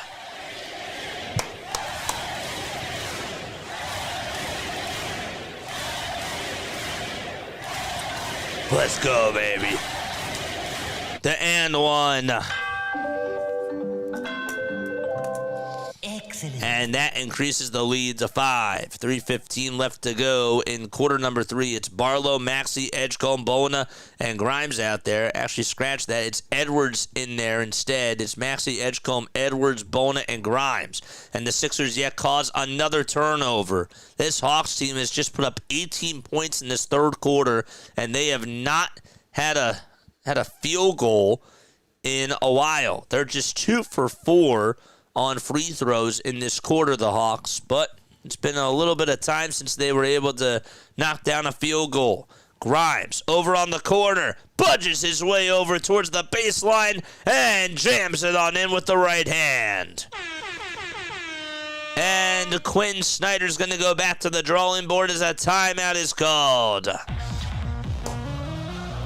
Sixers on a big run. Can they keep it up? We'll see. 82-75. Let's go!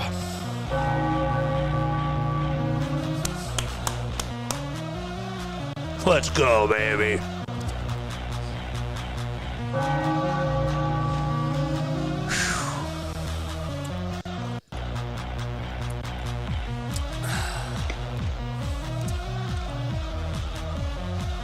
That slam, by the way, was vicious by Quentin Grimes.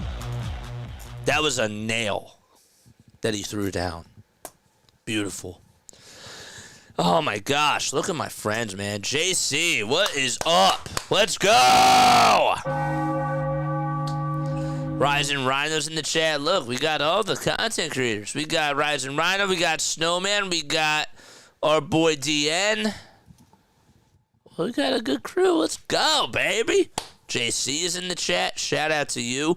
Quentin Grimes has had himself quite a night. 20 points, 4 rebounds, 3 assists. This is his second game in a row where he's actually looked really good in the third quarter. Now, in the last game, he had some bad possessions as well. We saw in the first and even in the fourth, even though he had some good plays in the fourth quarter too. He was like all over the place. At times he was unplayable. At times he looked like he was a star. And so in this game in particular, though, he's looked very good. I think that when it comes to Quentin Grimes' game, it just, again, when you bring back Joel and when you bring back Paul George, everybody's life just gets easier, including guys like Quentin Grimes. So now they could just spot up and shoot more threes, and they don't necessarily have to drive it to the basket all the time. They don't always have to create their own shots. And in this case, I think that Quentin Grimes has been playing his game. He's shooting the ball very well from the field. On a night where Tyrese Maxey's 1 for 7 from 3 and getting a lot of attention, Quentin Grimes is making them pay. Because now you're double-teaming Joel. Now you're double-teaming Tyrese. And guess what? When Grimes is out there, boom, he can make a wide-open 3. So just got to keep it up. Got to keep up the pace and got to keep up the tempo. Atlanta down to 3 timeouts, by the way. The Sixers still have 5. Just wanted to also throw that out there. So advantage, Philadelphia. Man, oh, man. Let's go. All right, Maxey and Grimes each have 20 points, and the Sixers continue to extend their lead. Let's go, chat. Let's go, baby. Okongwu, Gay, Kennard, Wallace, and Krejci all out there for the Atlanta Hawks. So Okongwu gets the inbound pass, drives down Broadway, goes down with a dunk, and it's blocked by Adem Bona. He got it right from behind and just was able to take it out of his hands. It goes out of bounds. 82-75. Hawks still have the ball. Krejci gets the inbound pass, dumps it back off over to Okongwu. Okongwu back to Krejci as he's double-teamed. He's trapped. He needs help. A fight for the loose ball on the ground. Shot clock, did it expire, though? We'll see. We'll see. Did it expire? I think it did. And the Sixers have the rock. Their defense has been so dominant today. Look at that. Adem Bona was sort of just killing that shot clock there. A 9-0 run by the Sixers. Edgecombe creates his own shot. He puts up a three. That one won't go. Bona gets the rebound and got pushed and dug to the ground. And we have another foul called, and he's going to go to the line to shoot more free throws. That will be the 8th foul of the Hawks in this quarter alone. So we'll see how Adem Bona does, but I tell you, you use him in spurts as your third-string center. Again, depth looks a lot better. Foul shot number 1 is up and good. Doug, what's up, Doug? 2:15 left to be played in quarter number 3. Nickeil Alexander-Walker is going to replace Keaton Wallace. The second free throw by Bona. Jackpots. Excellent. Defense. 84-75. 2 minutes left to go in the third quarter. Hawks have the ball. Alexander-Walker will pass it. A catch-and-shoot three by Krejci on the far wing. Got it. Swisher right in the face of Quentin Grimes, too. That was a tough shot, and he made it look like it was so easy. Grimes to McCain. Over back to VJ Edgecombe. A little handoff to McCain. His near wing three is no good either. And the ball gets slapped out of Justin Edwards. Or Edwards slapped the ball. And he just fouled Krejci. And that is the 4th foul of the Sixers in this third quarter. So one more puts Atlanta in the bonus. Krejci with a dump off over to Okongwu. And now he's at the nail. Kennard initiates some contact, but it'll be another personal foul called on Edgecombe. And so Kennard, who's been a very good free throw shooter throughout his career, looking to get his first 2 points. So Kennard is back in the game. Remember, he was dealing with an illness, and he was questionable to return. And he gets his first point of the game. This guy, of course, when he came out of Duke, he was known to be a very good three-point shooter. During his career, he shot the ball 44% from downtown, and he is also an 88% free throw shooter. Shot the ball 94% last year. 1 minute and 15 seconds to go. He does knock down both foul shots. McCain operating on the outside towards the wing. Now dribbles it down the lane on the left hash mark and puts up a layup. And the ball gets swatted out of the hands of Jared McCain. And McCain touched it last. Therefore, it's Atlanta ball. It's only a 2-possession lead for the Hawks. And we'll see if the Sixers defense can still be a force out there. Alexander Walker with some space, knocking down a three, and now it's a 1-point game. Atlanta has responded with a little run themselves. Grimes at the foul line, goes down the lane, dumps it off to McCain. McCain with a shovel pass over to VJ Edgecombe again. 5 seconds left on the shot clock, 35 seconds to go. Edgecombe with a floater, got it, and it's good. It was a tough one, too. Good defense on him. This is for the tie for Atlanta, and that one just misses, and it goes into the hands of a Sixers player. It was Justin Edwards who snatched the defensive rebound. 14 seconds left to go in the third quarter, and the shot clock is unplugged. Grimes has the ball. Alexander Walker on him like a tag. Grimes dribbles with the left hand. Double team. Goes up with a three. Oh, he got it. 0.8 seconds left, and he swished it. Here's a prayer that's up, and that one's no good. Quentin Grimes, the assassinator. What a game for him off the bench.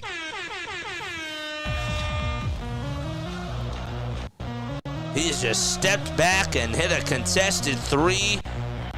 It was in his face. Krejci played the best defense that you could play against a good shot creator like him. And he still knocked it down. Woo!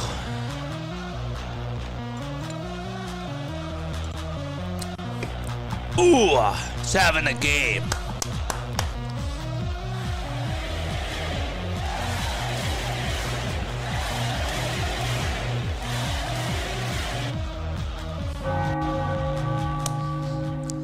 Love it, man. Quentin Grimes. Drop the Grimes emotes in the chat. All my members out there. What a game by that guy. Whew. Other scores around the NBA. As Doug says, my Steelers are trash thanks to a horrific coaching staff. Well, come join Philadelphia. It seems like we have similar problems. Boston is up by 4 against the Cleveland Cavaliers. It's 92-88 out in Cleveland with about 9:44 to go in the fourth quarter. Now, the Knicks do have a 14-point lead against the Toronto Raptors, and that is going to go into the fourth quarter. The Thunder and the Trailblazers are also tied at 82 apiece, and there's 1 minute left in the third quarter of that game. The Spurs also lead it by 4 against the Minnesota Timberwolves. And that's a 53-49 score. There's still 5 minutes to go in the second quarter of that game there. The Houston Rockets beat the Utah Jazz today 129-101. That's the only final score that we have. That game finished earlier today. And the Memphis Grizzlies, they're going to be playing at 9 o'clock tonight against the Sacramento Kings. That'll be at 9. The Pelicans also are playing against the Lakers at 9:30. All right, we're ready to start the fourth quarter. Let's go. Steelers are trash, says Doug. Get pumped. Woo! I'm ready.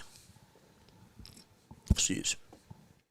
Sixers put up 31 points in that third quarter. Hey, by the way, somebody said it's going to be a big question mark to see if the Sixers win the third quarter. Did they do it?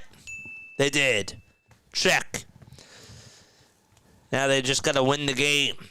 We start off the fourth quarter. Okongwu gets the ball, goes over Embiid, and somehow hits a very tough hook shot. He just sent that thing to the sky, and it just went down the drain. 89-85. Okongwu with 10 points and 8 rebounds, also 4 assists as well. Embiid tries to hit a foul line J and can't do so. Man, you know that when he's able to go to that shot, it's able to fall most of the time. Sixers lead it by 4. Maxey does get the ball back as the Hawks couldn't convert on a 2. McCain to Embiid on the far wing for a catch-and-shoot 3, and that one's too strong. Didn't even hit the backboard. It just hit the back of the rim ever so slightly. Here's Wallace for a 3 on the near corner, and it's back to a 1-point game. Keaton Wallace just entered on back into the game and just knocked down a 3. Comes out with vengeance.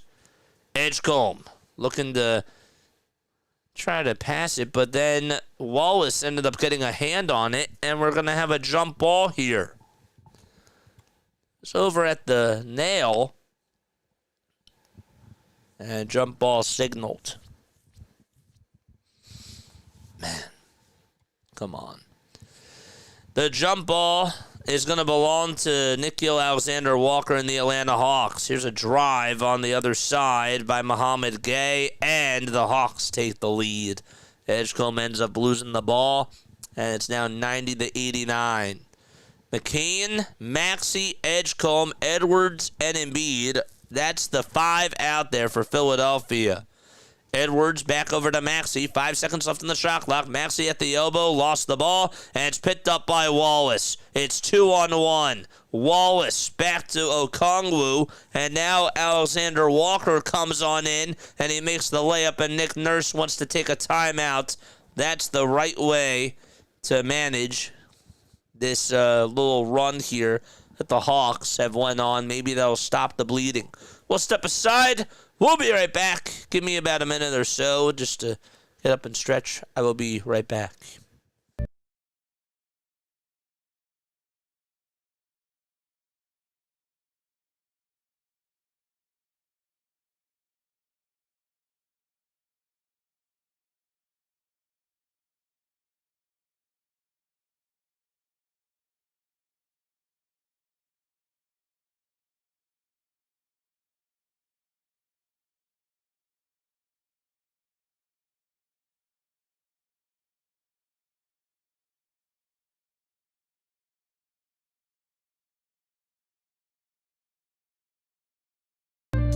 Well, not the start that you wanted from the Philadelphia 76ers here in this fourth quarter. It's a 9-0 run by the Atlanta Hawks. And hopefully the Sixers can find a way to end the run. And we'll see. Just in case you are just tuning on into this game, Tyrese Maxey has 20 points, 6 assists, and 4 rebounds in this one. Not really a surprise there. But Quentin Grimes has had himself quite a game, too, for the 76ers. 23 points off the bench and making some plays happen. McCain only has 2 points coming off the bench today. He's 1 for 6 from the field. But he does have a steal and 3 rebounds out there as well. Just wanted to throw that out there for you guys. Sixers are down by 3. They did win that third quarter, and they actually played pretty well for the most part. What else do we have? Let's go. 76ers winning right now. Hopefully the Sixers can keep this up. That's the spirit. Let's go, Scott. Let's go. That's what I'm talking about. Let's go, 76ers. Yeah, baby. Let's go. I just want to have one nice win. And this will be a nice win. Just give me a nice win. Let's go, Shaq. All right. We're ready to get back into action. It's been a while since Nick. What's up, dude? What's going on, man? Really, Embiid is playing? Must be a Christmas miracle. Doug, not only is Embiid playing, Embiid, Paul George, Tyrese Maxey, VJ Edgecombe, and Jared McCain are all playing together. Isn't that wild? Embiid gets it on the block, zips it back to Maxey. Maxey to Embiid. Embiid and Maxey have a little two-man game. He's like, you take the shot, you take the shot. Maxey goes up with a 3, airballed it, and it goes on out of bounds. I believe that Grimes tried to save it, but it was last touched by Alexander Walker, and the Sixers will have a chance here to get a shot off. 6 seconds are left on the shot clock. Literally. They were just like, you take it, you take it. Grimes gets the inbound pass. And now Grimes looking to zip it outside to Edwards for a catch and shoot 3. And it's strong. Darn it. It was a good look, too. It was wide open. Sixers could have tied it there. 9:35 to go in the fourth quarter. Alexander Walker on the drive to the basket. And he's fouled. Didn't make the layup, but gets fouled from behind.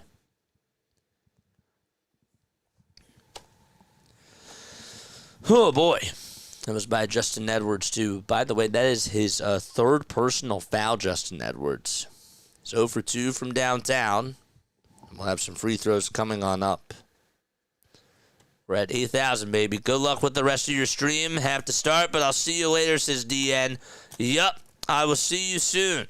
I'm going to hop onto your stream right after I'm done just to come say hi and see how things are going on your end, my friend.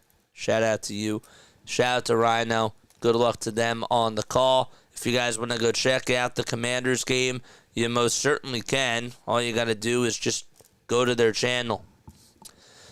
The foul shot is up and it's good. And the Hawks' run increases to an 11-0 run. Grimes throws it away, was looking to give it up to Edwards, and that was not good basketball at all. And we have another foul called on Justin Edwards as Krejci is aggressive.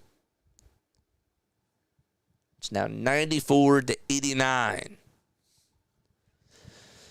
Oh, man. I mean, at this point, I don't know if Paul George is still on a minutes restriction, but you might want to try to get him back into this game here.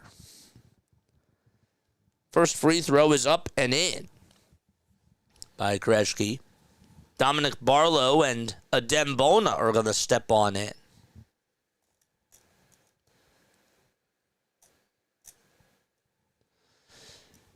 Veet, 4 points, 2 rebounds, 1 for 4 he is from the field. And the second free throw is good as gold to make it a 7-point lead. Sixers just cannot get out of their own head. They've been making some careless mistakes. Paul George is actually back out there, too, for the 76ers, as Adem Bona throws it away, and it was a bad pass again. He was looking right behind him, tried to give it up to Maxey, and he couldn't hit it.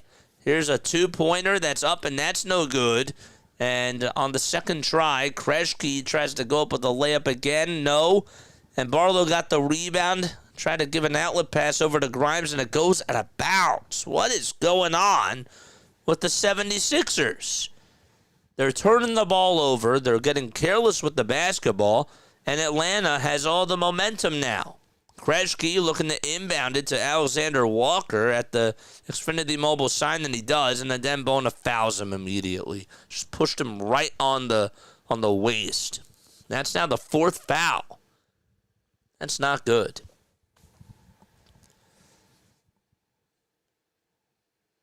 Made some contact with him right at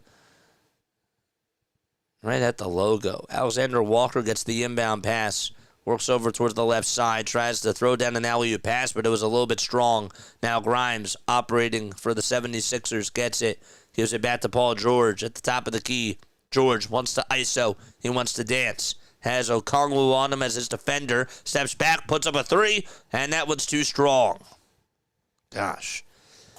So he just could not get the shot to go that time. Here's another three-pointer by Atlanta, and that one's short. It's rebounded by Krejci, and he keeps the possession alive. The offensive rebounds and the turnovers are just killing the Sixers in this fourth quarter.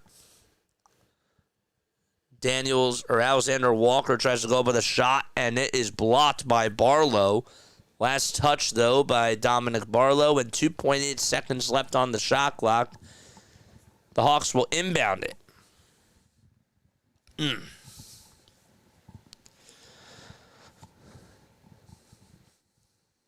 Sixers are playing physical basketball, but they've gotten away from what was working.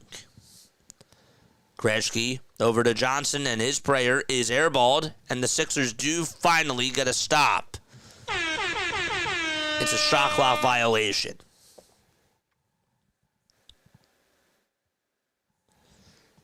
Not good.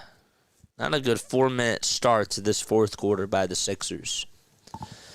Maxey, George, Barlow, Bona, and Grimes are out there for Philadelphia. Barlow dumps it off to George and now gives it back to Tyrese Maxey at the logo.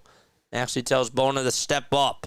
Maxey with a bounce pass to Barlow. 5 seconds left on the shot clock. Barlow looking to pass it outside over to George. George, Euro step, finger roll, finish, yes. Puts his hands up saying, where was the foul as well? 5-point lead for the Atlanta Hawks. Johnson looking to pass it to somebody on the outside and gives it back to Krejci.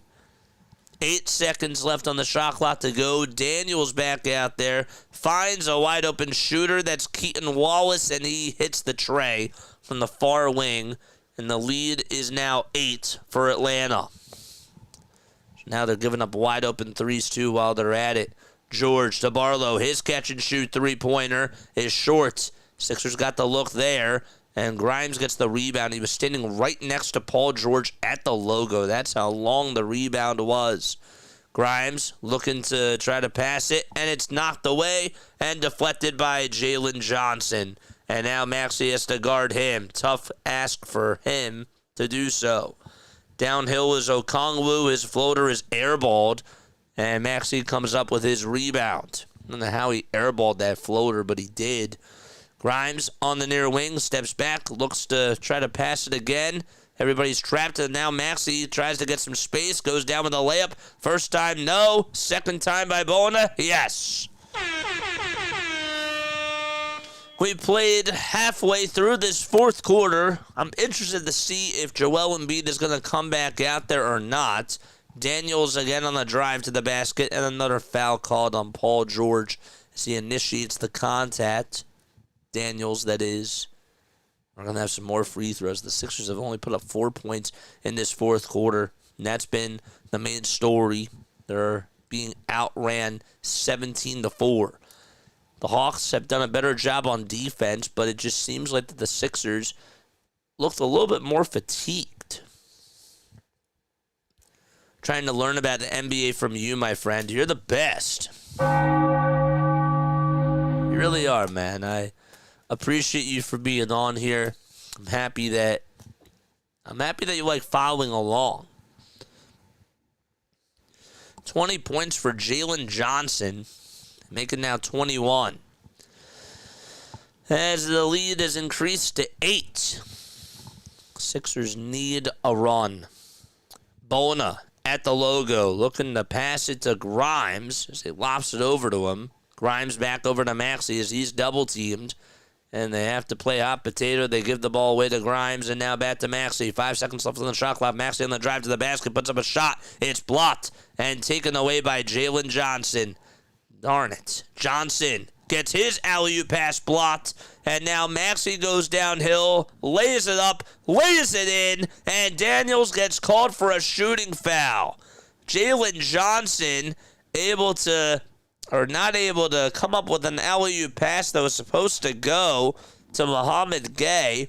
Instead, it was intercepted by Quentin Grimes. He jumped up, he caught it, and then maxey was on a fast break and was able to make a nice layup, and he got fouled too. And Nickeil Alexander-Walker's on the step on in, and so Dyson Daniels gets called for a shooting foul. And the Sixers will try to make it a 5-point deficit. Tyrese Maxey with 22 points, 6 assists, and 5 rebounds.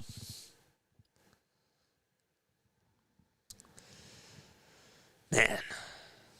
Transition and one for Tyrese Maxey. Got to get some life going. The foul shot by Maxey, yes. Excellent. Let's go. 5:30 left to be played in the fourth quarter. Johnson over at the nail. Swings it outside to Alexander Walker, and he is taken over the fourth quarter. Just hit a 3 from the near corner. Nickeil Alexander Walker. He has 22 points in this game. George with a bounce pass to Maxey. Maxey spins, turns, dumps it off to George, and it's stolen back by the 76ers. Looks like Johnson got his hand on the ball. George, with a shot clock expiring, hits a 3. Oh, my goodness, they did not draw that up. Paul George improvised, and he hit a corner 3. What a sequence of events that was.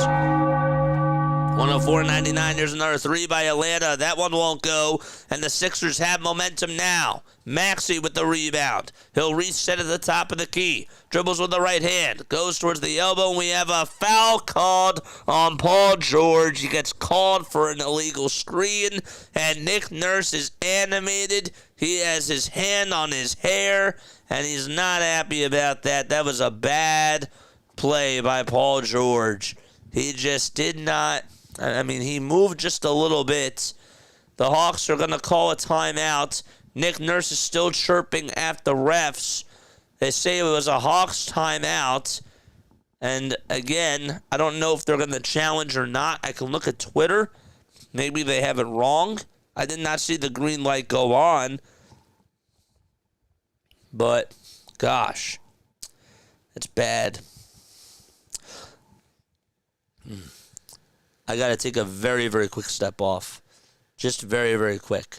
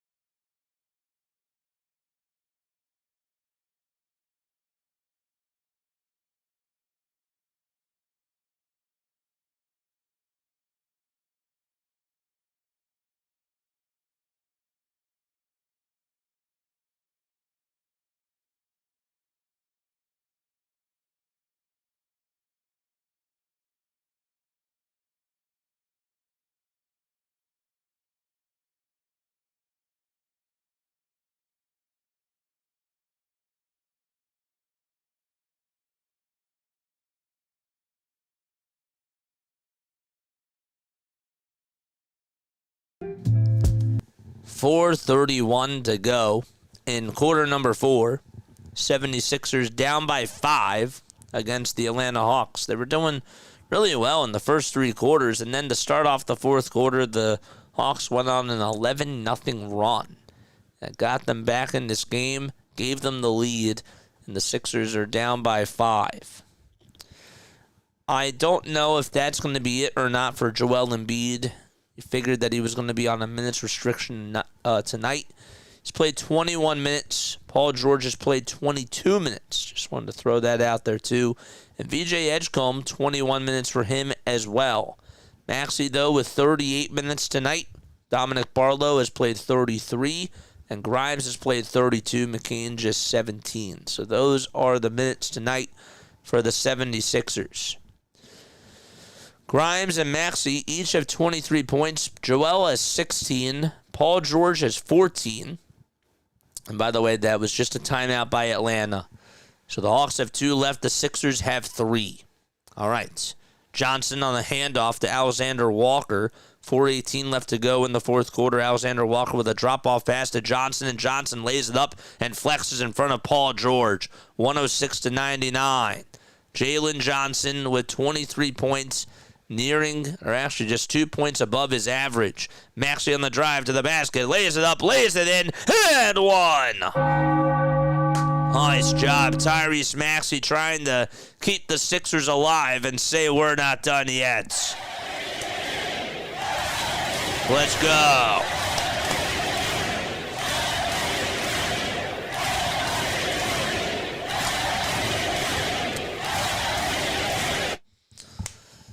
Let's go, Reese. Joel Embiid is coming back in. All right, come on. Win this game. Win this game. Joel Embiid is coming back in. It'll be a 3-guard lineup. Wow. They're going to go Maxey, Grimes, McCain, George, and Embiid as the closing lineup. Interesting. Maxey at the line.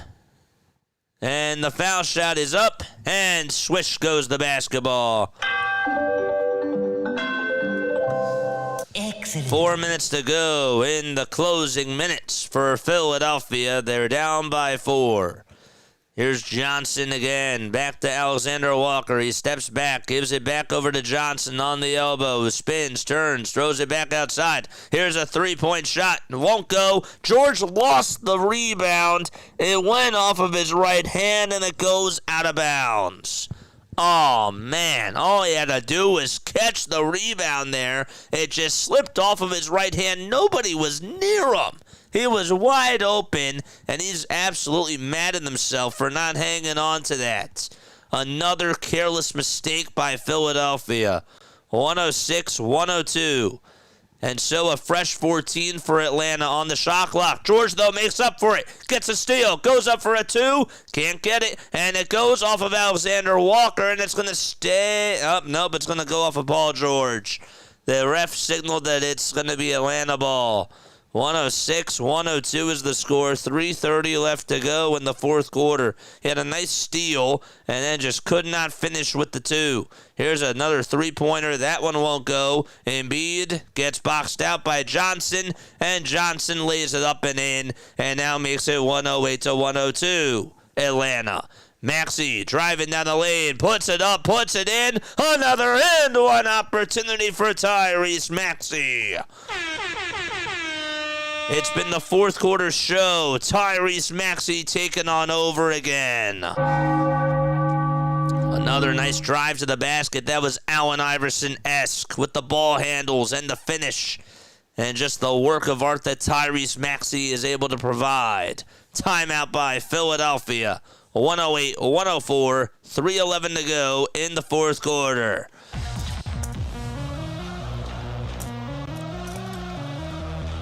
This game's going to come down to the wire, it seems.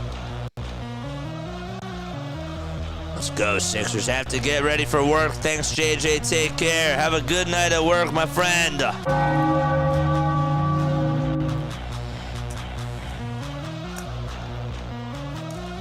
That's the third and one in this quarter alone for Tyrese Maxey.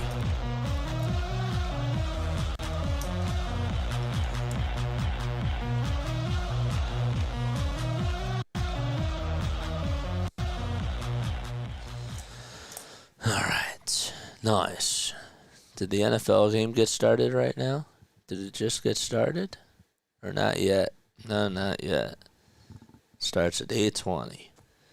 Let's go. Get a W, Philadelphia. Let's go. Let's go, Sixers. Let's go. Love it. Phew. My guy. Guys, make sure you hit the thumbs up button and hit that subscribe button as well while you are at it. You know, the Cavaliers were down by 9 with 2 minutes to go, and they're only down by 2 with 15 and a half seconds left against the Boston Celtics. That's interesting. Maxey's and one is good as gold.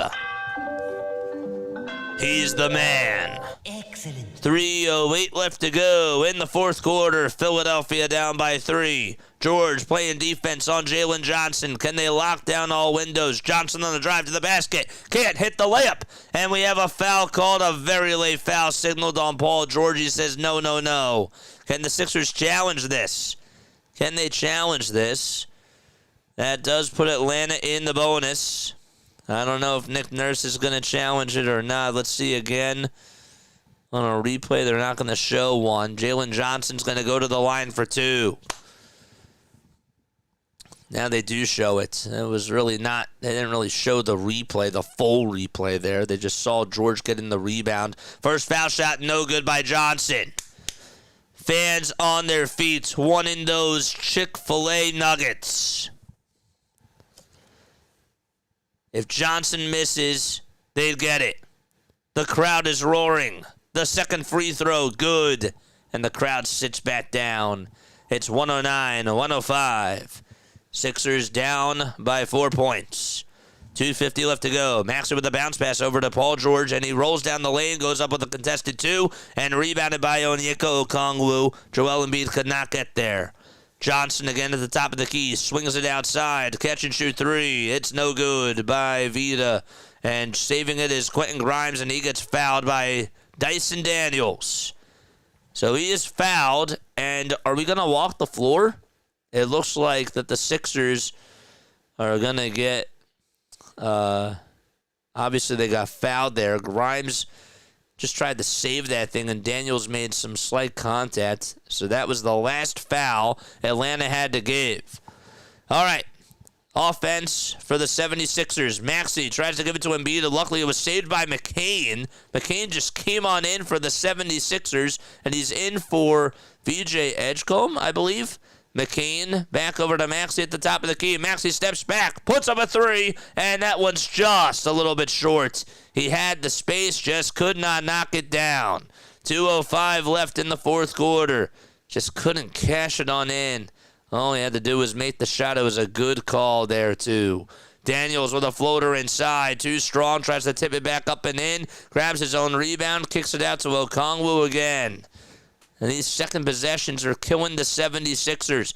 Alexander Walker on the drive. Another offensive rebound by Atlanta. This time it gets swatted and blocked by Embiid. And Grimes comes up with the rebound now, finally. They had 4 possessions and came up empty. Grimes with a nice pass from Embiid, and he couldn't sledge it on in. And it's rebounded by the Atlanta Hawks. He tried to go for the sledgehammer there and just couldn't get it to go. Should have just done a soft dunk instead of try to be a little bit flashy. It's a 2-possession game still, 1:15 left to go in the fourth quarter, and we have another whistle called, and that's going to go against the Atlanta Hawks. They're showing the replay of Quentin Grimes just trying to sledge it on in and actually went in and out. He tried to finish with a lot of ferocity, and it was blocked. It was actually a really good contest there by Okongwu. Man, Kevin is here. What's going on, man? 109-105, so they called offensive foul. Maxey to Embiid again, rolling down the lane. Embiid looking to give it back over to Maxey. Maxey to Embiid. Embiid to George. His corner three. No good. And another rebound by Johnson. Then we have a foul on Jared McCain. They're just not hitting their shots. And again, they're trying to close out this game, but they just cannot hit their threes. And Quentin Grimes just had some bad turnovers. Just got to be better. And Maxey didn't take control of the ball there. Instead, he was like, Joel, you take it. There have been a couple times tonight where we've seen Joel and Maxey just try to get on the same page, and they're not able to do so. And again, that comes with reps, and that comes with practice. 109-105, Johnson's first foul shot, he gets it. And it's now a 5-point lead for the Atlanta Hawks. Sixers pretty much have to score on the next possession or else they're done. It's 110-105. The foul shot by Johnson, and he goes 2 for 2. All right, Sixers will burn a timeout here. It's 111-105. Nick Nurse wants to try to draw up a play and advance the ball. And we'll see what he draws up here. Chris is here. Only 16 in the fourth quarter. It's what happens to be in the best fourth quarter team in the NBA. Hey, man. Look, we're going to break it all down. You guys might disagree with some of my takes. But, yeah, I'll just save it all for the end. I'll save it all for the end. Christopher says, you know that the Sixers are going to blow it. They still have a chance. They still have a chance, man. They do. This game ain't done. It's not a dead end. I've seen comebacks. I saw the Pacers come back against the New York Knicks in Game 1 of the Eastern Conference Game 1 of the Eastern Conference Finals last year. That was a crazy comeback. I saw the Sixers come back with like 20 seconds left against the New York Knicks in the playoffs 2 years ago. Anything's possible, man. The Hawks could collapse here. I don't know. I have no clue. So, but they were not strong on the last 3 possessions. They weren't. They've got to be better. Sixers will inbound it from their zone. George will be the inbounder from the near sideline. They have 1 timeout left. George over to Embiid. Embiid looking to dump it off over to Maxey. Maxey back to Joel. And Embiid is going to hand it off over to Grimes. Grimes' 3-point shot is airballed. That was a terrible shot by Quentin Grimes. I don't know what he was doing. And Paul George is going to foul Jalen Johnson, and we're going to walk the floor. That was awful. Let's see again what this play was. And so Embiid handed it off to Grimes. Grimes, I don't think that his feet were set. Still got the shot off and just couldn't hit it, though, from the near wing. Didn't even have to take a 3 there. Could have just taken the 2. Foul shot, the first one that is up and in by Jalen Johnson. It's now 112 to 105. So again, Hawks are in the bonus. And the second free throw makes it now an 8-point lead for Atlanta. Actually, we'll inbound the ball to Barlow, and now the Sixers don't have a lot of time here.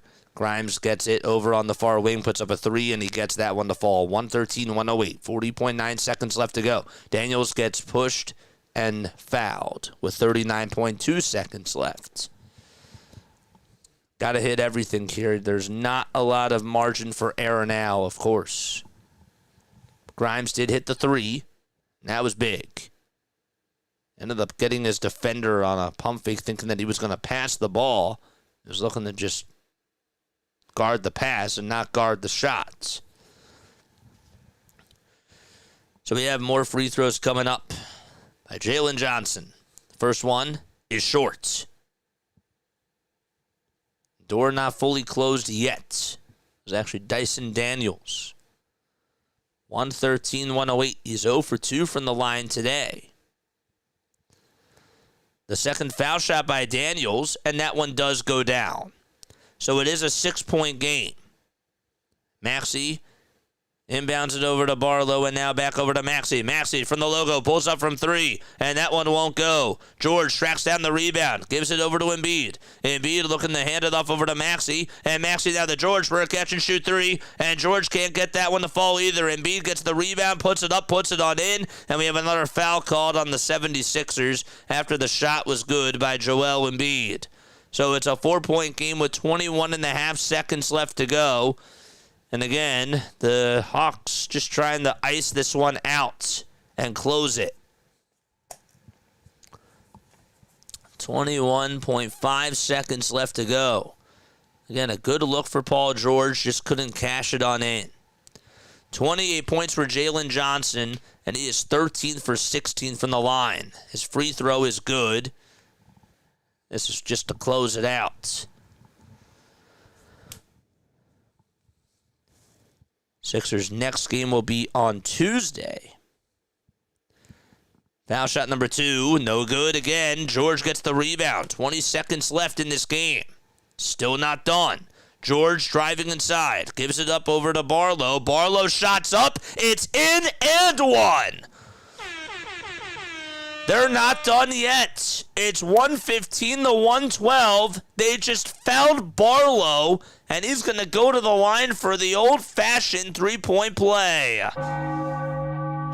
Wow. Johnson just fouled him, made a bad mistake there, and the Sixers could make it a 2-point game with 12.7 seconds left. Oh, my gosh. 10 points for Barlow, 5 rebounds, and 4 assists. What a turn of events this is. It's getting tight now. Here it is. The shot is up, and it goes in and out. Sixers get the rebound. George over to Maxey for the tie. Yes! Oh, yes, baby!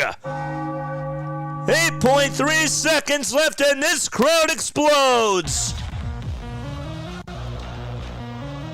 Holy moly! We are tied at 115.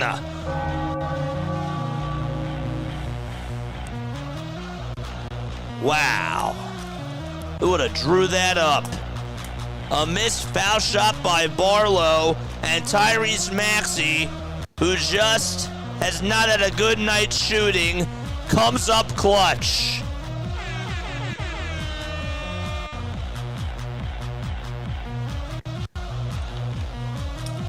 What a rebound by Paul George as well, to just be able to track that thing down and give the Sixers extra life. Oh my gosh.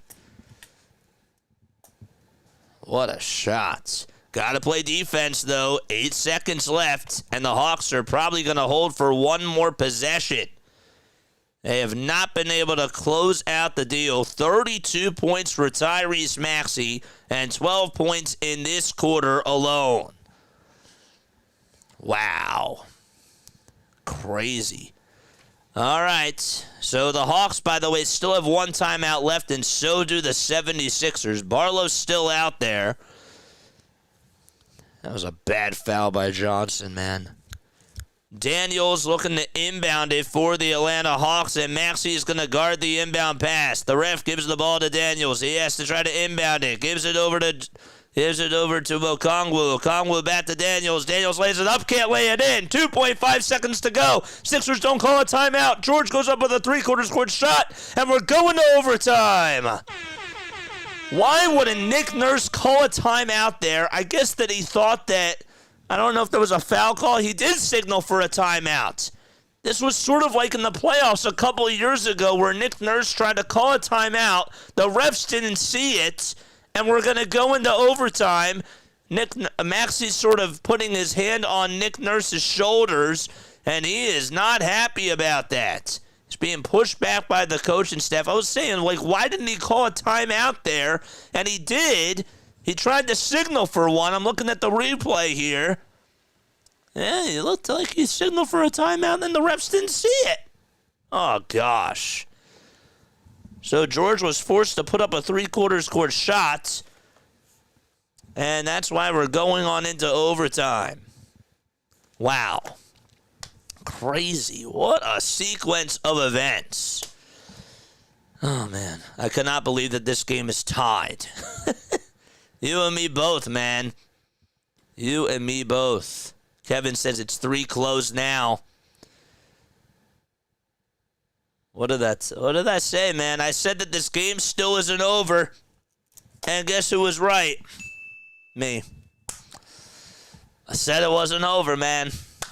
I said it was not done. But, man, he signaled for that timeout. Let's go. Nick Nurse is right to be mad. He called that timeout as soon as the rebound was corralled. Yep. Gosh, that was awful. Looking at looking on Twitter again. Look, you can see that he's clearly calling for a timeout. I wasn't even looking at the sideline before, but then you see that he signaled for one. Wow. Refs from the NFL. What's up, Lydia? We're going to OT.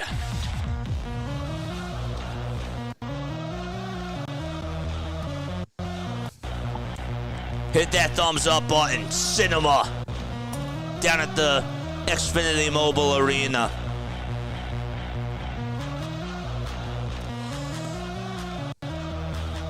So now, wondering if Embiid is going to still be out there for Philadelphia. We're going to look at this replay again.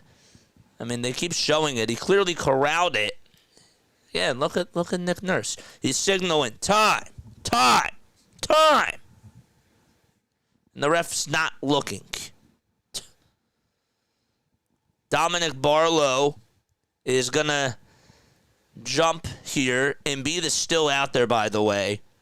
And so is Paul George. And the ball gets tipped into the hands of Onyeka Okongwu. All right, so we start off overtime. 2 timeouts each. 5 minutes to go. George gets a steal. What a steal by Paul George, blocking the passing lane from Jalen Johnson. He had to give up the ball, and Paul George was right there to take it away from him. Maxey with a little give and go to Embiid. Embiid's elbow J, too strong. And rebounded by Jalen Johnson again. He has a chance to get himself another double-double. Here's a little turnaround 180 dunk made by Zachary Ricochet. And Dyson Daniels gets the assist there.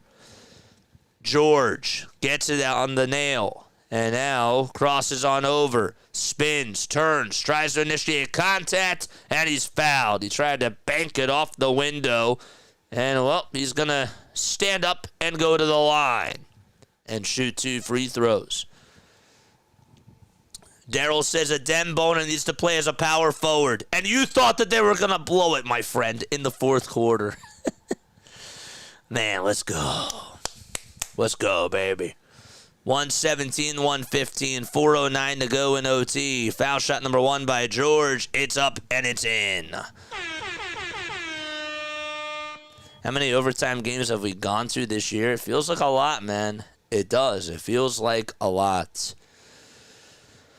5 steals tonight for Paul George. That is a season high. Sixers have had just 2 overtime games this year. That's it. Just 2. Just wanted to throw that out there. The tie. Yes. Excellent. 4 minutes to go in this game. Maxey comes up with a steal as the ball was tipped by Joel Embiid. And now Maxey gives it back to Embiid. Maxey operating on the outside, gives it over to Embiid again, and Embiid is not going to get fouled. He tried to throw up the basketball thinking that he was fouled, but he flopped. George still keeps the possession alive. Gives it back to Embiid. Embiid to George. They have a little 2-man game, and the ball goes out of bounds. It's a turnover by the 76ers, and Embiid is signaling for a challenge. 3:38 left to go in overtime. He's like, challenge that, challenge that, challenge that. And Nick Nurse, now they're showing him, is the green light going to go on? We'll see. I don't know. I don't know if it was last touch by Okongwu or not, but the Sixers are going to challenge. They will challenge. Whoa, whoa, whoa. So the Sixers tied 117 to 117. They were down in the fourth quarter and ended up making a nice little comeback towards the end of that fourth. They really did. They honestly were down by 4 with about a minute and 43 seconds left. And at one point it was a 6-point lead for the Atlanta Hawks. They were up 111 to 105. And then made it a 113 to 105 game with 49.8 seconds left. So then the Sixers ended up making a run. Grimes hit a 3. Daniels went 1 for 2 from the line. It was a 6-point game with 39 seconds to go. And then Embiid ended up making a little putback 2. And it was a 5-point game with 21.5 seconds to go. Barlow ended up making a floater inside and got fouled by Johnson, and he missed the free throw. The Sixers got the offensive rebound by Paul George, and Tyrese Maxey from the logo tied the game up to make it 115 to 115. So that play alone, because of the and one, was a 5-0 run by Philadelphia. What a game. They're still looking at this play here to see if whether or not Embiid touched it last.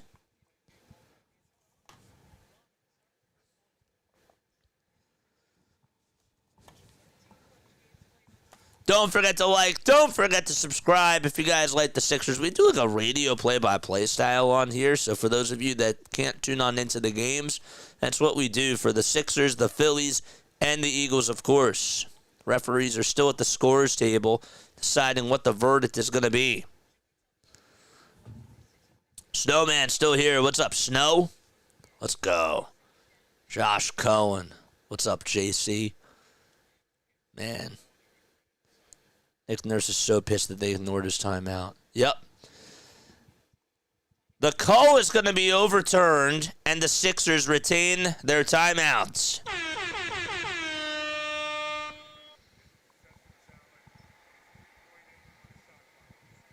Let's go. So they retain their timeout. So now we just have to see what the time on the shot clock is going to be. It's 3.8 seconds. Okay. 3.8 seconds left on the shot clock.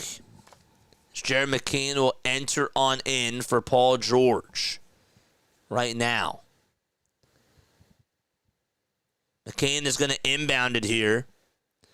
And he gets it on the baseline.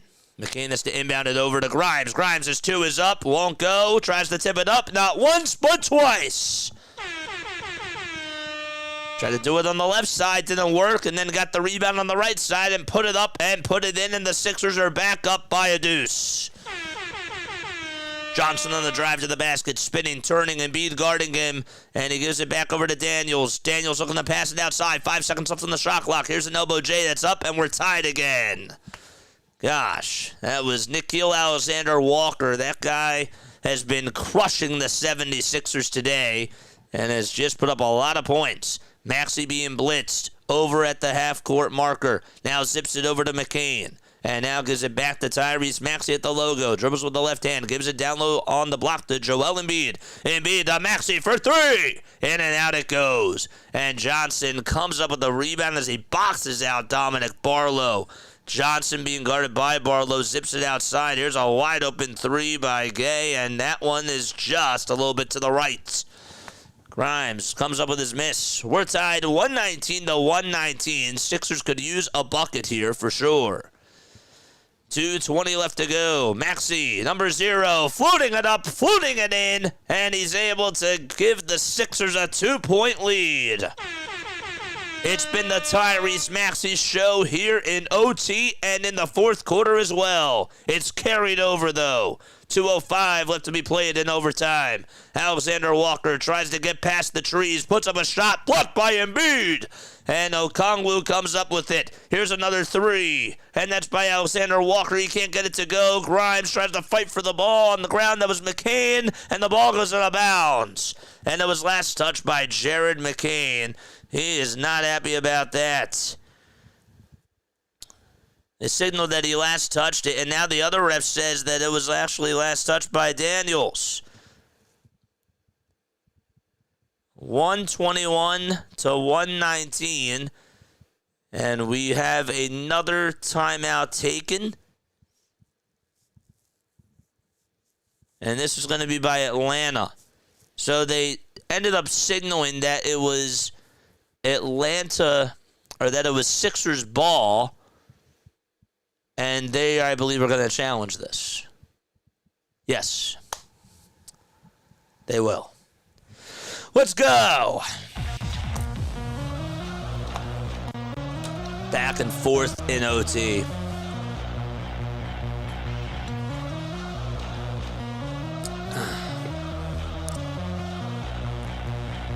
Gotta make a count now, says Jay Decker. Curious to see which way this is going to go. This is a pivotal call here.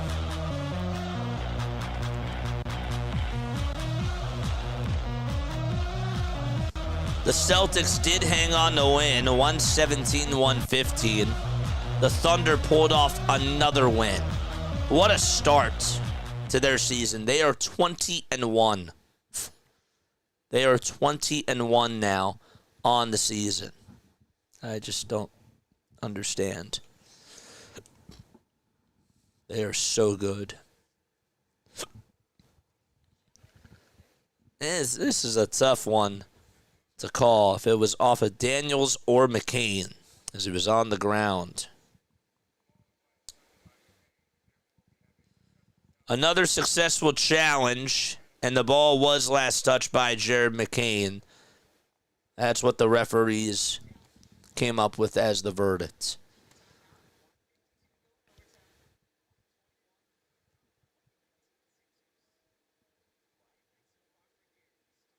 So we'll see. They got a fresh 24, right? With a minute 53. Barlow, Embiid, Maxey, Grimes, and McCain are out there, so no Paul George. I guess that he reached his minutes restriction. He's limited to 25 minutes tonight. The inbound pass is going to go to Daniels. Now Okongwu goes downhill, throws it back over to Johnson, and his 3 is good. And the Hawks take the lead. This guy is clutch. Again, without Trae Young, this guy is making big-time shots. 122-121. Maxey at the logo, swings it to McCain. His 3-point shot is up, and that one is good. Jared McCain feeling confident, able to fire it up from 27 feet. And so he answers back with a three of his own. And the Hawks will tie it up as Dyson Daniels hits a floater from the baseline on the right side. And we're knotted up at 124 apiece. 1:18 left to go. Maxey on offense for the 76ers. Steps back over at the elbow and almost lost his dribble. Crosses on over. Takes it downhill. Spins, turns, puts it up, and puts it on in. Got the friendly roll. It just twirled around the world and went back on down. Johnson on the drive to the basket. Denied by Barlow. 55 seconds to go. Sixers rebound. What a block by Dominic Barlow. Just coming back on in and swatting it away. Maxey on the drive again to the basket. Puts it up and he's fouled. Didn't get it to go that time. 44.4 seconds left remaining in overtime. That Barlow block was absolutely huge. Johnson was going up towards the basket, and if that was maybe just one more second before he got a hand on it, it would have been called a goaltend. He timed that perfectly. I mean, you could not have blocked that any better, and the timing was just perfect. Got it right on the money. So we'll have some more free throws coming up for the 70s. Oh, nope, it was not a foul in the act of shooting. It was a foul on the floor. My mistake. Embiid gets it over at the top of the key off the inbound pass. Gets it knocked away, but still holds the basketball. Embiid with a fadeaway, too. Couldn't hit it that time, and Daniels comes up with the rebound. I don't know why he took that shot there. It was contested heavily. Johnson at the top of the key. 21 seconds to go. 13 on the shot clock. Johnson back over to Gay on the outside. Now Alexander Walker gets tripped up, and we have a whistle called. And that is going to be on Tyrese Maxey.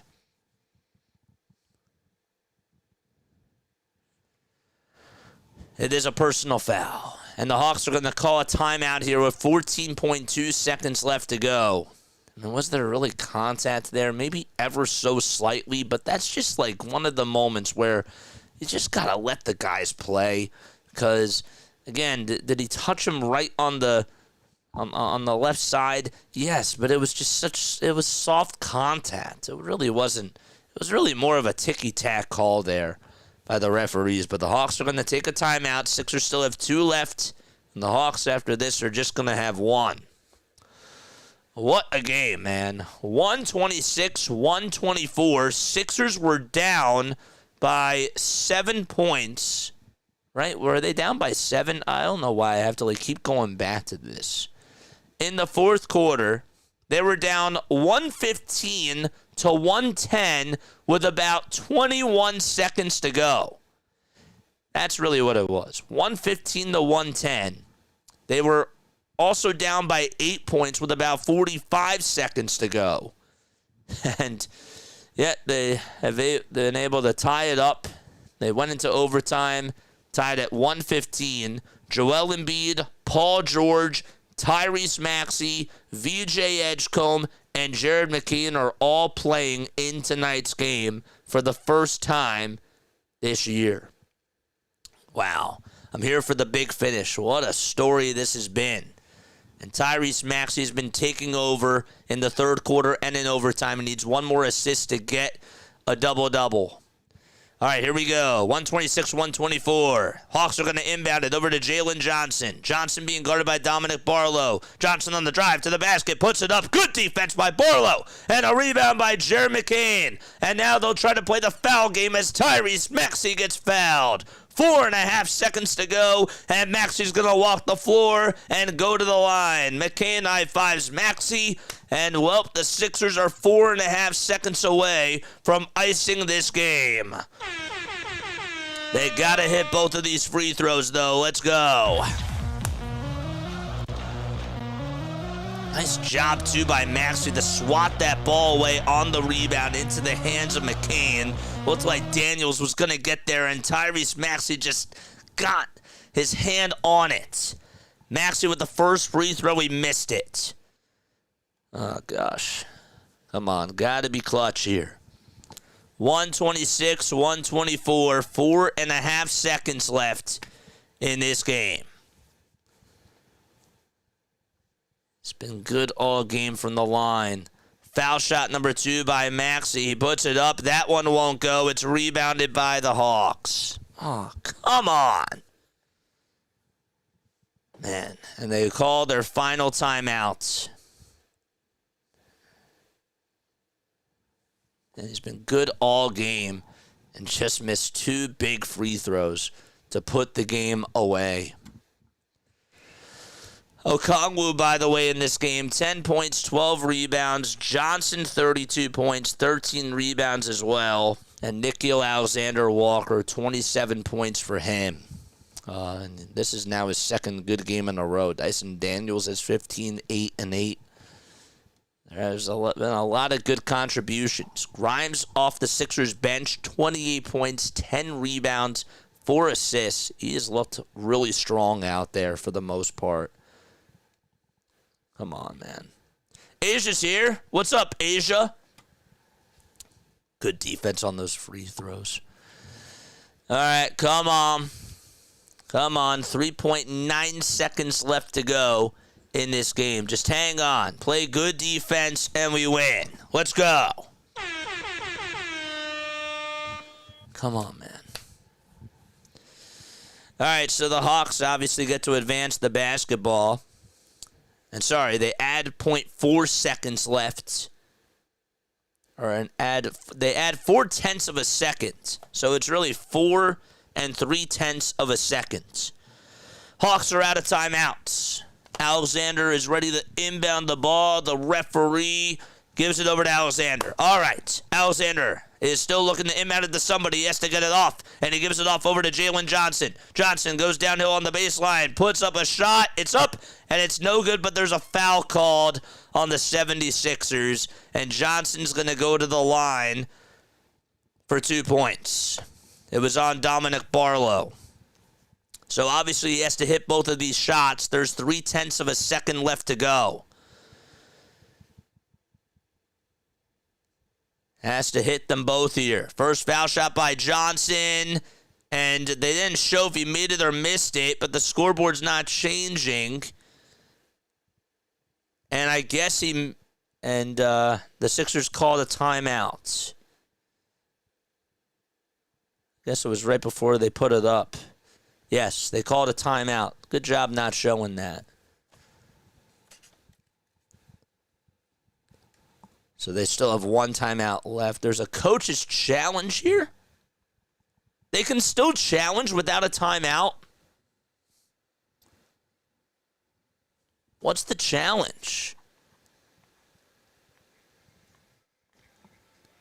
Sixers actually have 2 timeouts. Now they're challenging to see if whether or not that was a foul. I guess that they figured that they had nothing to lose. I didn't even know that they could challenge again after it's successful.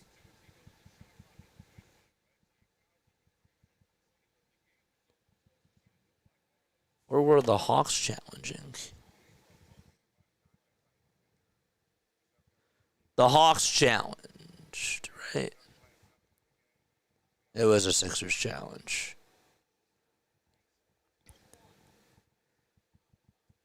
There's 1.1 seconds left on the clock. They're going to add 0.8 seconds. So that means that they have enough to even get a tip in.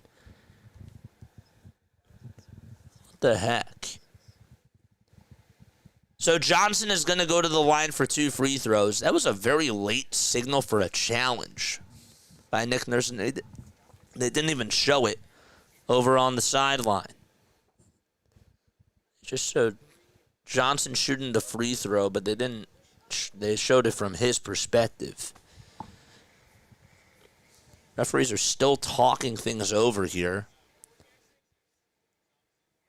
Why is Maxey looking at the Jumbotron?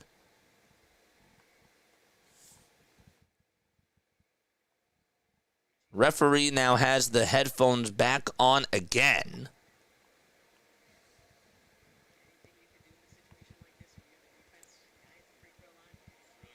Are they countering that challenge? Oh my gosh.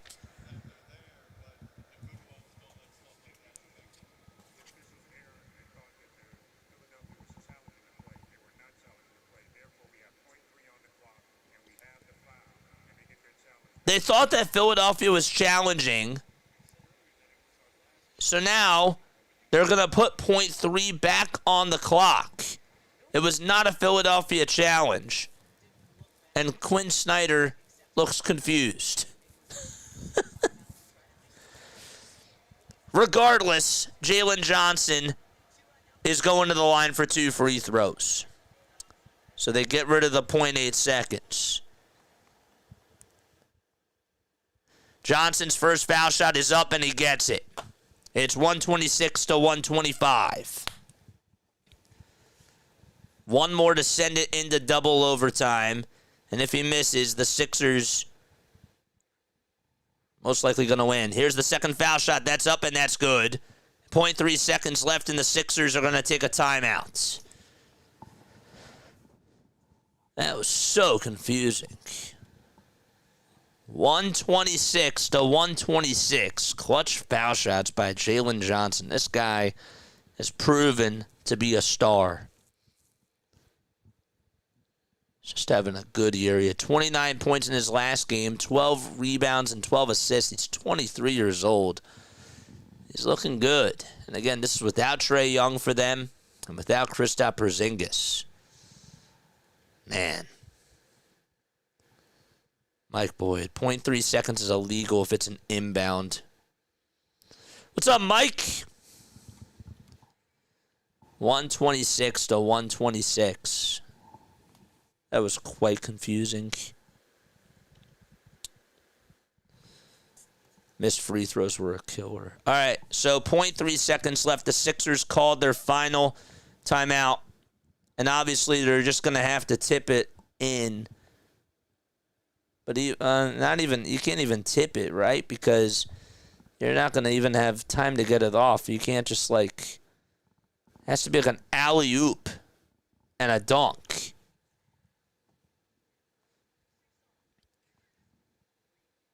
So Embiid is going to inbound it here.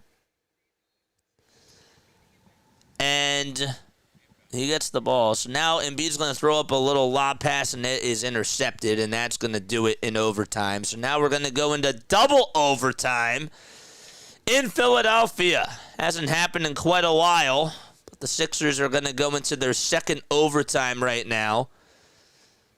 We're tied up 126 to 126. I guess we'll do another 5, right? Why not?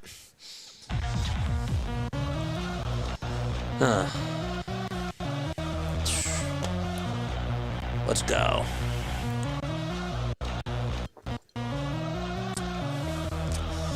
(8:57 p.m. Eastern Time). This game got started at 6:10. There is no goalie, says Asia. Oh, it's a joke. So it goes to a shootout.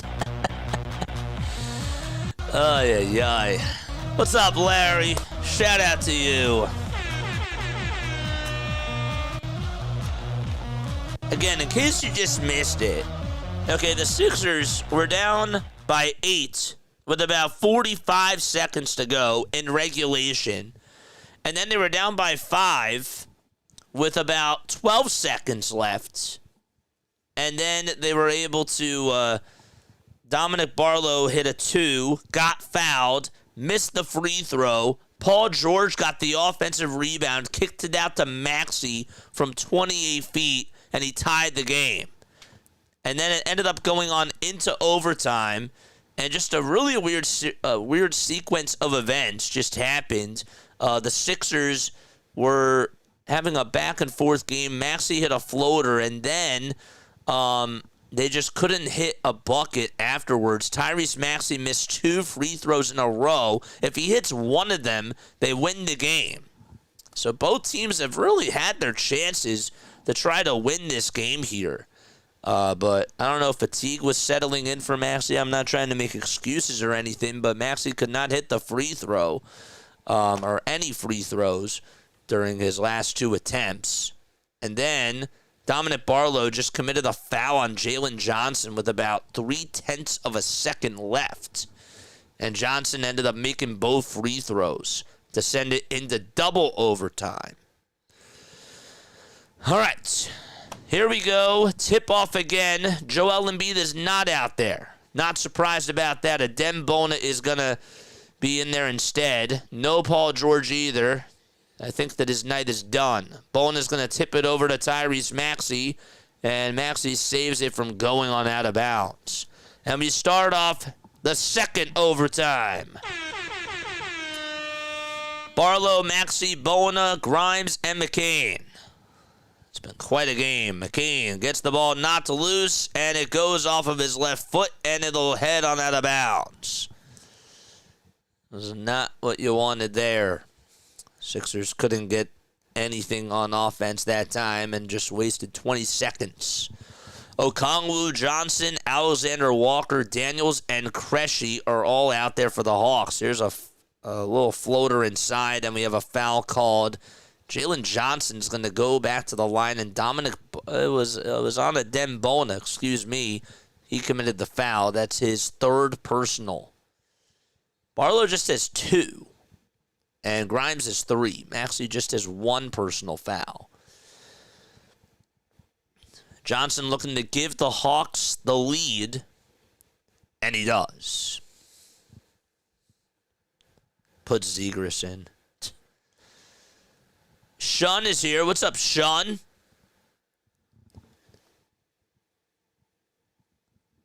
Foul shot number 1 was good. Johnson's second free throw, not that time. Barlow crashes the glass. Hawks only lead it by 1. Maxey wants to get Johnson all by himself. Crosses on over, spins at the logo, drives it down the lane. Euro step finish, good!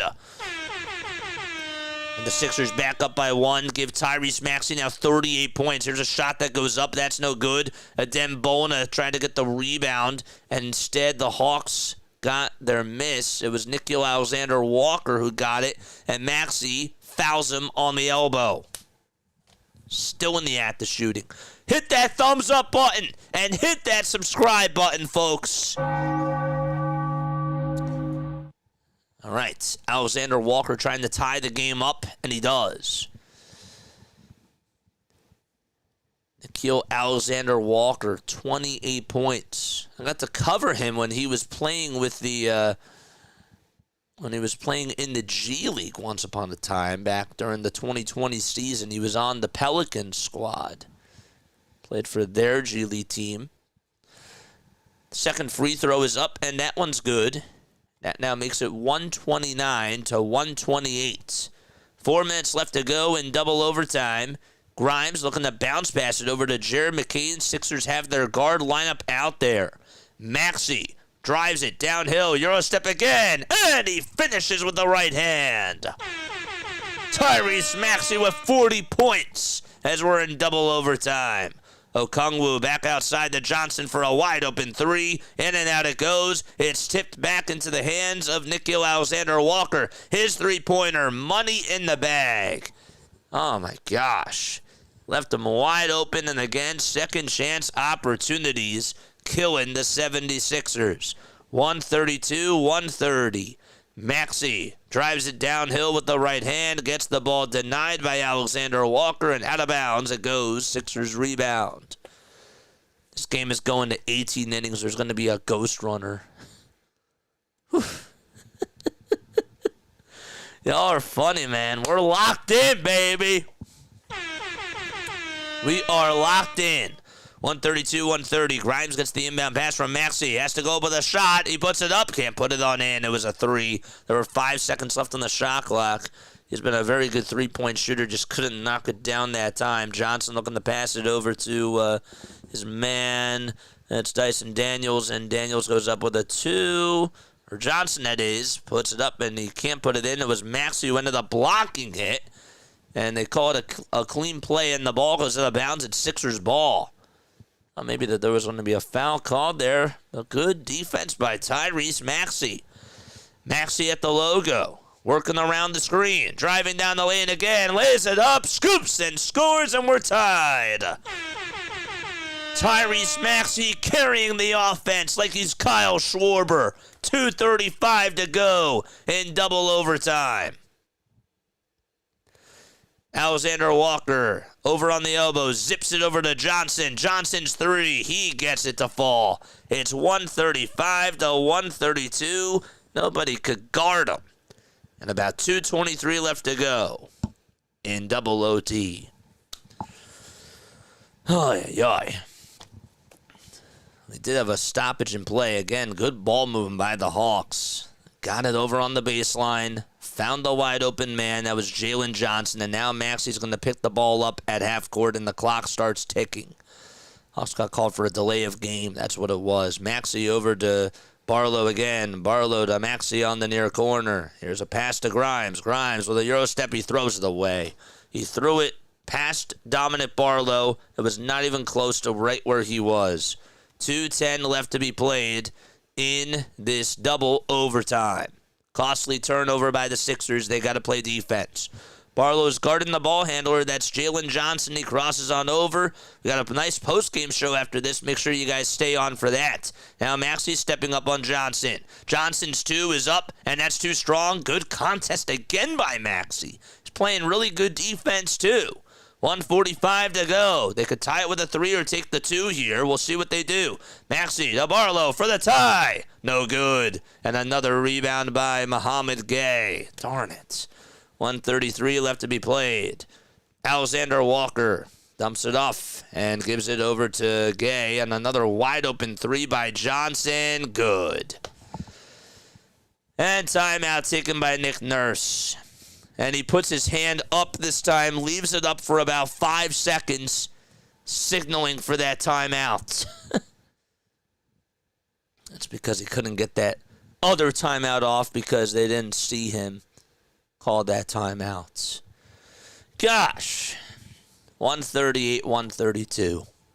I got a post-game show after this, and we got a whole lot to say. We have a whole lot to talk about. A lot of good things happened today with Joel, PG, Maxey, Edgecombe, and McCann all out there on the court. Obviously, Paul George and Joel are on a minutes restriction, so that's why they're not playing in this double overtime. If this was a playoff game, of course they'd be out there playing. So, but there's a lot of good stuff to take away from this. Asia's here. Larry's here. Shout out to the chat. You guys are the best. When is Nick Nurse... I don't know what that said. When is Nurse gonna learn if you can't rebound, you don't win? 3 years of this. I don't know, man. And Andre Drummond, by the way, did not return in this game. I guess that Nick Nurse felt like, you know what, I'm gonna just rest him because of that injury, that scary injury that he had in the other game. I still thought that the Sixers brought him back a little bit too soon and that he shouldn't have played anyways, but yeah. McCain's going to inbound it here for the Sixers, and he's looking to give it up. Who's he going to give it to? It's going to go into the hands of Bona. Bona back over to McCain. Now Maxey going downhill. Tries to lay it up and in, and he does. He has scored all of their points on offense. He's been a one-man wrecking crew. 1:13 left in double overtime, and now Johnson being picked up at half court by Barlow. Double team coming. They're gonna swing it over on the outside to Okongwu. And we'll reset with Alexander Walker. Walker on the drive to the basket. Gets it. Blocked by Bona. And it goes out of bounds. Last touch, though, by the Sixers. 5 seconds left on the shot clock. 138, 134. What a nice block by Adem Bona. Able to just keep his momentum going. And we're going to have a timeout taken by the Hawks. Okay. Man, gotta get back on D, says Jay Decker. That's annoying. Whew. JC is here. What's up, JC? Jay Decker says, why don't we just dare them to take wide open threes? Nice defensive strategy, Nurse. Both teams are hyper annoying. Well, they're keeping you entertained. It's in a double overtime. And you want to know how it's going to finish, so I can understand being annoyed. I get it, though. I do. I understand. I'm not looking at it, though, like how you guys are looking at it. Of course, do I want the win? Absolutely. 1,000%. There's a lot of good, though, coming out of this game. There is. But get that W, and that would be even better. 138 to 134. 59.6 seconds left to go. Get those rebounds. 41 points for Jalen Johnson. That is a career high. He's had a great year. And inbounding is going to be Dyson Daniel. They got 5 seconds left on the shot clock. He'll inbound it underneath the baseline. Gives it over to Gay. Gay back to Johnson. 2 seconds left to go. Johnson downhill to Daniels, and Daniels gets it to go.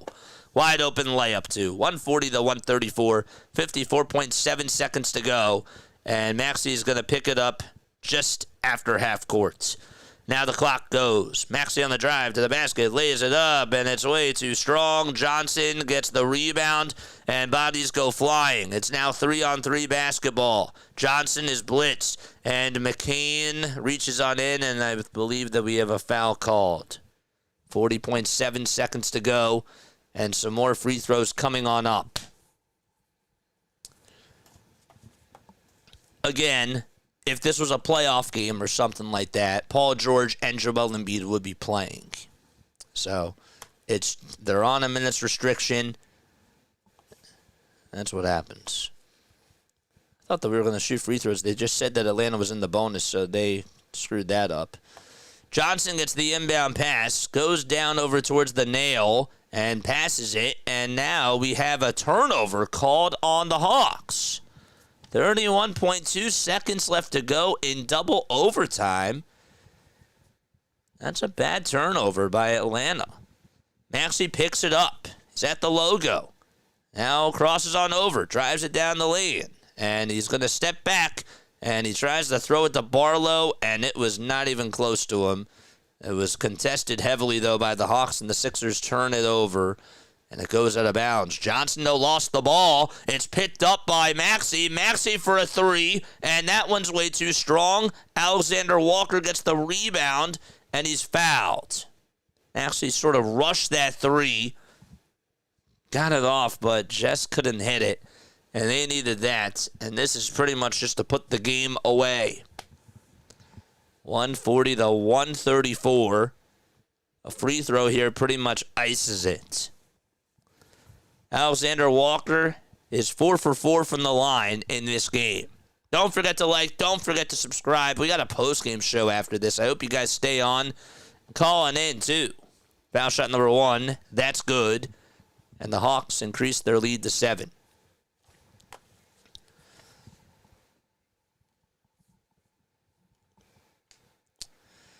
.141 to 134. Foul shot number 2. That's good, too. And the lead increases to 8. Maxey picks up the ball. 12 seconds left. Tyrese now at the logo. Dribbles with the right hand. Passes it over to Barlow. His catch and shoot 3 is up and no good. And the Hawks are going to dribble this one out. And that's going to do it. It took them 2 overtimes to get the victory. 142 to 134. A lot to talk about. A lot to dissect. And we are going to do that in a couple of moments, okay? The Sixers do lose, though, a tough one in double overtime. 41 points for Jalen Johnson, 14 rebounds, 7 assists, and he was 10 for 21 shooting-wise from the field today. All right, before I take a break, I do want to say this. Okay, so, look, tough loss. This one was a tough one. But a lot of good happened tonight, too. And I don't want people to feel like putting their heads down low after a game like this, because there was a lot of good. Okay, annoying things, though, that did happen, for sure. Bad turnovers at the end.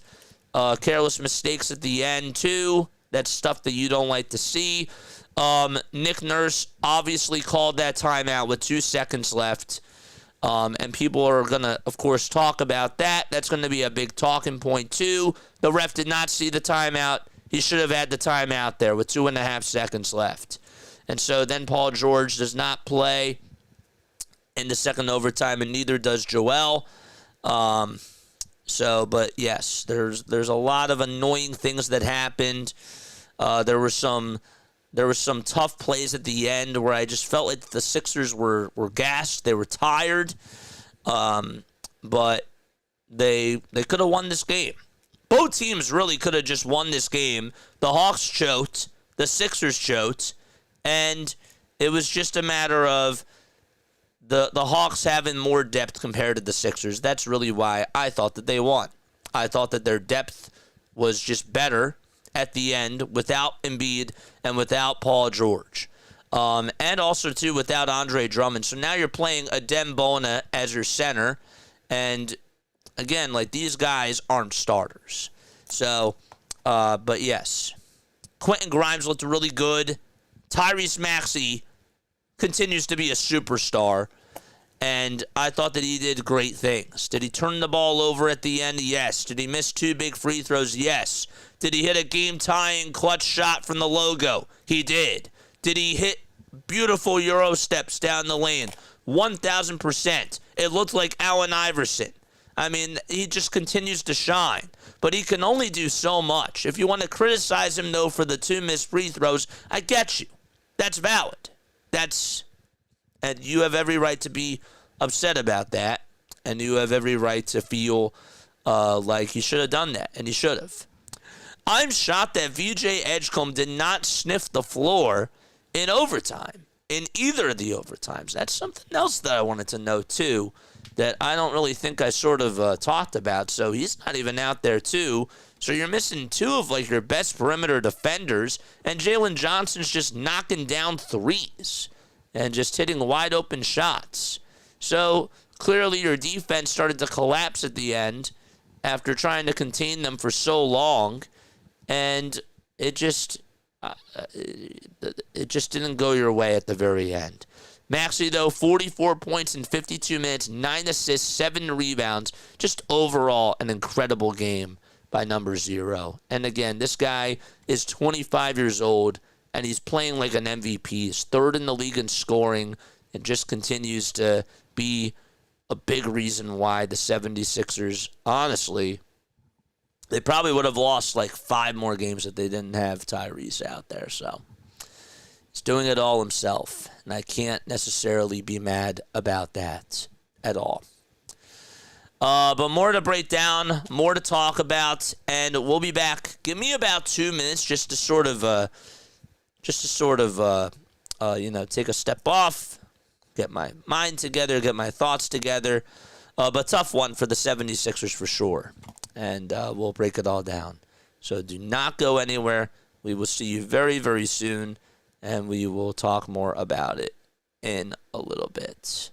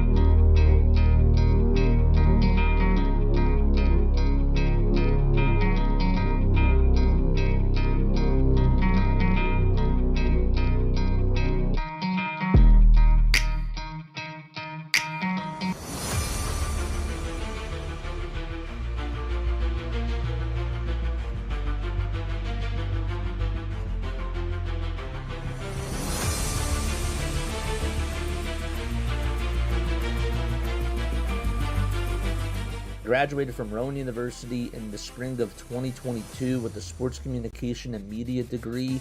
I got to actually call minor league baseball and G League basketball games while I was in school. And then I graduated, and as soon as I graduated, I went to NFL Films in Mount Laurel, New Jersey. And as much as I loved that experience, I miss putting on the headsets. I decided, you know what, talk is cheap.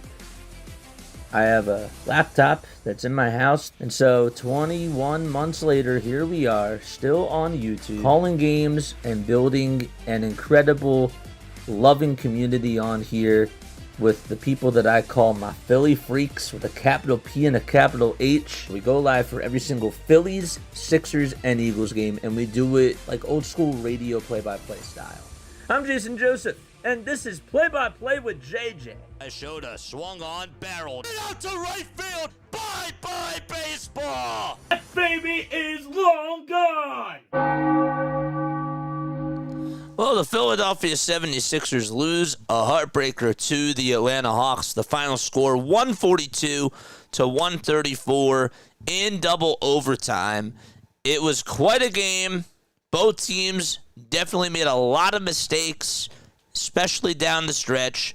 But the Atlanta Hawks were able to survive and beat the Philadelphia 76ers. Folks, welcome on in to the Sixers postgame show here on Play-by-Play with JJ. Make sure you guys hit that thumbs up button. Hit that subscribe button as well. We have a lot to talk about. We have a lot to break down.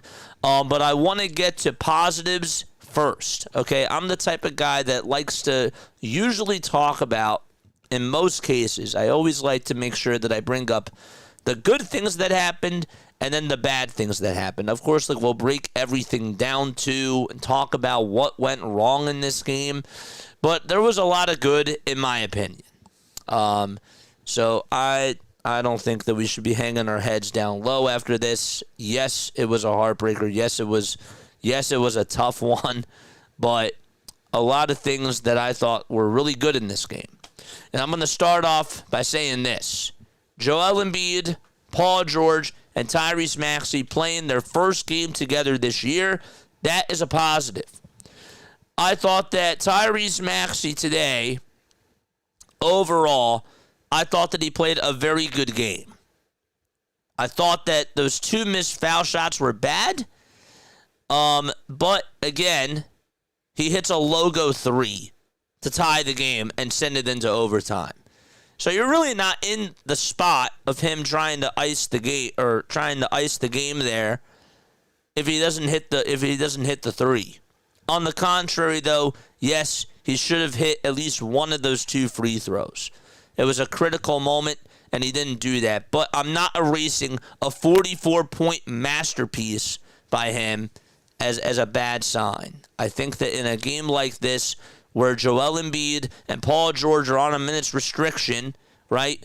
The Hawks won this game just because the Sixers were too small at the end. And that's what led to wide open threes by the Hawks. And they executed down the stretch, and the Sixers just didn't have enough depth. Andre Drummond couldn't play. Adem Bona could only do so much, and Dominic Barlow is out there. And you like a closing lineup to me with Tyrese Maxey, Jared McCain, Quentin Grimes, Dominic Barlow, and who am I missing? Adem Bona. That's just like, it's just not enough. I'm sorry. Not trying to make excuses, but that is the truth. It just is. They out-rebounded you in this game. 58 to 46. But getting back to my point about Tyrese Maxey before I lose sight of things, I really thought I'm watching him hit these Euro step shots, right, where he's just driving right to the cup, and he's just making these tough layups. I mean, like, those are what he's doing right now is just phenomenal. It really is. I remember a couple years ago, people would say that Tyrese Maxey is a Robin, and he can't be a number one option. He is literally showing the rest of the league that he deserves to be a number one option. And I'm not kidding. He's playing like an MVP. He is. That's just a fact. With what he's doing out there, keeping his team involved. He's scored the first the first 4 field goals of that double overtime. He did. He scored the first 4. And it just started to get tired. Started to run out of gas. He was playing really good defense, too. He was blocking shots left and right. Had a couple of steals in there. He gave it his all. This guy's playing so many minutes. Is doing a lot. And just didn't have the support at the very end. So I really thought overall, if I were to give a grade to Tyrese Maxey, I thought that he had an A- performance. If I'm being critical, though, it would have been an A if he would have knocked down at least one of those free throws. He has to hit one of those free throws. So I can understand people's frustration of him not hitting at least one of those foul shots in overtime so that it didn't have to go into double overtime. So that is my first takeaway of this game. Joel Embiid. I'll get to him right now. I thought that Joel was scoring the rock pretty well. This guy is still drawing double teams. I said during halftime that if he's at 65%, I think that that's still good. I think that that is still impactful, and you don't need him to go out there and get you 30 points a night. This guy had 18 points. He was 6 for 14. There were a couple of threes that I didn't like. There were a couple of turnovers that, you'd like to have back. But, again, this is the first time that Paul George, Joel, and Tyrese are all playing together. Joel played 30 minutes tonight. It's a lot. It's a lot for him coming back from the injury. And what I mean by a lot is it's a lot in this with the way that things have gone in regards to just the NBA injury management. I'm surprised that he played 30 minutes is really what I'm trying to say. And Paul played 28 minutes. There were a couple of threes I thought that he forced, and there were a couple of them that just didn't go down where he was wide open. Didn't have the best shooting night. He was 2 for 8 from 3. Maxey also was 2 for 13 from 3. He was. But I still want him taking the shots. I still need him to take those shots at the end of games, and he was doing that. So I thought from an individual perspective, Paul George looked good. I thought that Joel Embiid looked good too. He was getting to the line. He was 6 for 8 from the foul line. He was aggressive. He, I thought, looked very poised out there, and he actually played defense at the end of the game. He had at the end of regulation. I gotta stop saying at the end of the game, but at the end of regulation, started playing some defense. What else? My mind is a little bit all over the place because this game should have really just been over in regulation. The Hawks choked. And then that led the Sixers back in this game. Grimes hit a big 3 in the fourth quarter to make it a 5-point game. And then it went back to a 6-point game as they left some free throws on the board, the Hawks that is. And it was Dyson Daniel, I believe, who went 1 for 2 from the line at the end of regulation. And that made it a 6-point ball game. So then, after, 45 seconds left? 45 seconds left, that was when Quentin Grimes hit the 3. So then the Sixers, Maxey misses a 3, pulling up from 28 feet. PG gets the rebound, goes back out for a 3. That one I thought was going to go on in. And then Embiid grabs the offensive board and he just lays it in. And it's now a 4-point game. Then Grimes takes a personal foul. We could also argue, too, right, that Jalen Johnson, even though he was clutch with the 2 free throws to tie the game and send it into double overtime, he does miss a free throw. It was the second foul shot with 21 and a half seconds left. At that point, it's 115 to 110. So he could have also put the game away too to make it 116-110, but he didn't do that.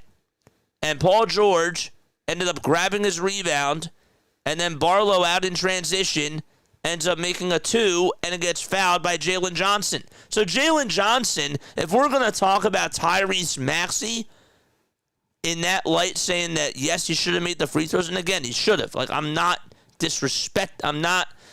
saying he should that he should not have made those foul shots, because yes.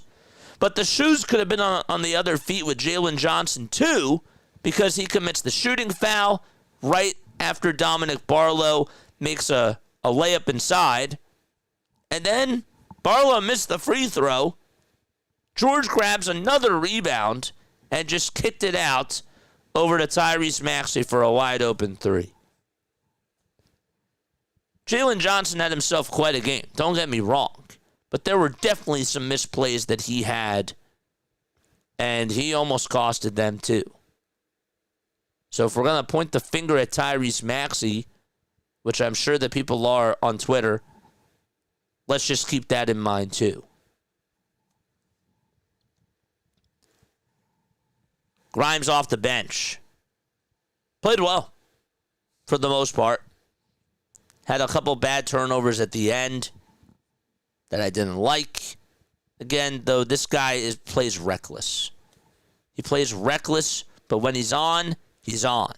And you want to have that on your team because he gives you his all.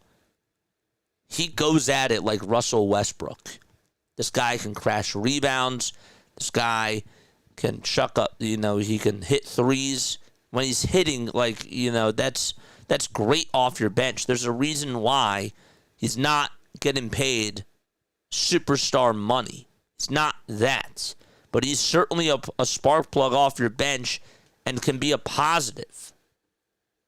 And I thought that there were moments in time in this game where he led the Sixers on a couple of runs. And he did good.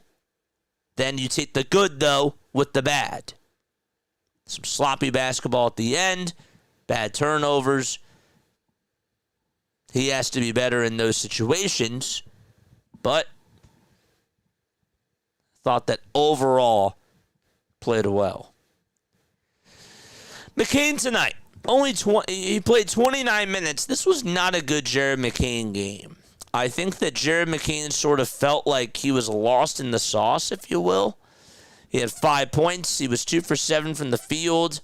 Again, you have all these mouths to feed. Paul George, Joel, Tyrese, VJ.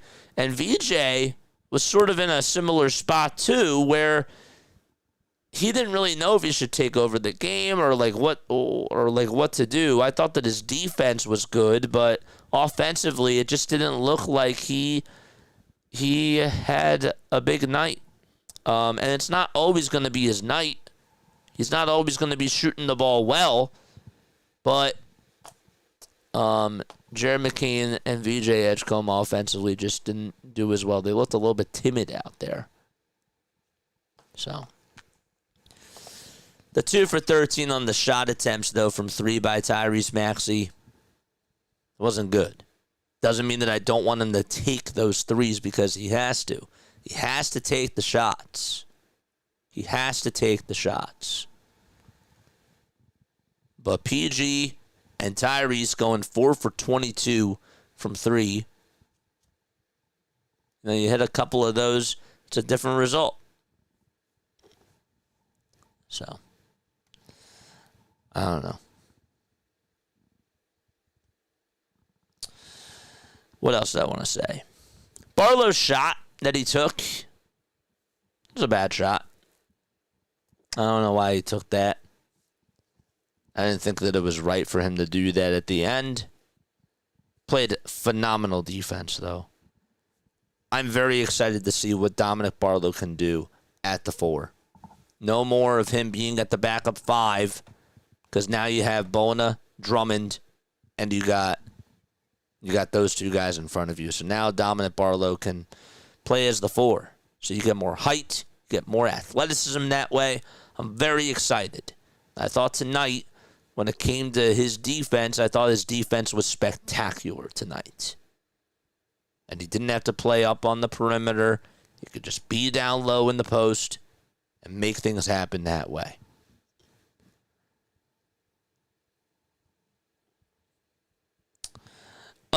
Nick Nurse felt bad about that timeout. He most certainly called it, right? He did. He called that timeout there. The referee didn't see it. Referee sees that timeout. Who also knows, right? Paul George could have hit a layup, or maybe they would have drawn up a game-winning three for maxey and he hits the shot. Again, this is just how basketball works. Should have gotten the timeout there. Didn't get it because the referee didn't see it, and it made you think about the Knicks game over again. What was that, game 1 of the NBA Eastern Conference semifinals? Was that game 1? Can somebody fact-check me on that? I believe it was game 1, but tell me down below. Yeah. Not the result that you wanted. Wish that it would have been a W, but still positives to take away. That's how I look at it. And I'm not mad about it. Like, I'm not... If you wanted me to come on here, like, being upset, like, being mad about it, I just don't feel that way. Maybe we saw a different game. Should they have won this game, though? Yeah. But again, I can make the argument that the Hawks should have won 2 a while back. And they choked. They choked an 8-point lead with 44 seconds to go. They were lucky that they got this off with a win. The chemistry looks good out there, too, by the way. Maxey actually was drawing fouls. Had a very good whistle tonight, I thought. He was being aggressive. He wasn't pouting. In years past, when Tyrese Maxey's missing all those threes, he gets timid. We don't want him to be timid. We want him to continue to take shots, continue to be aggressive. That's what he was doing. So, we'll take phone calls. 610-314-0844 as we get the phone lines ready. You're obviously more than welcome to call in. I do have one more thing that I would like to say, and that is this. Look, I don't know what is in store with this team because there's a lot of factors. There's a lot of things that still have to occur for this team. But the last thing that I will mention to you guys is this. Okay?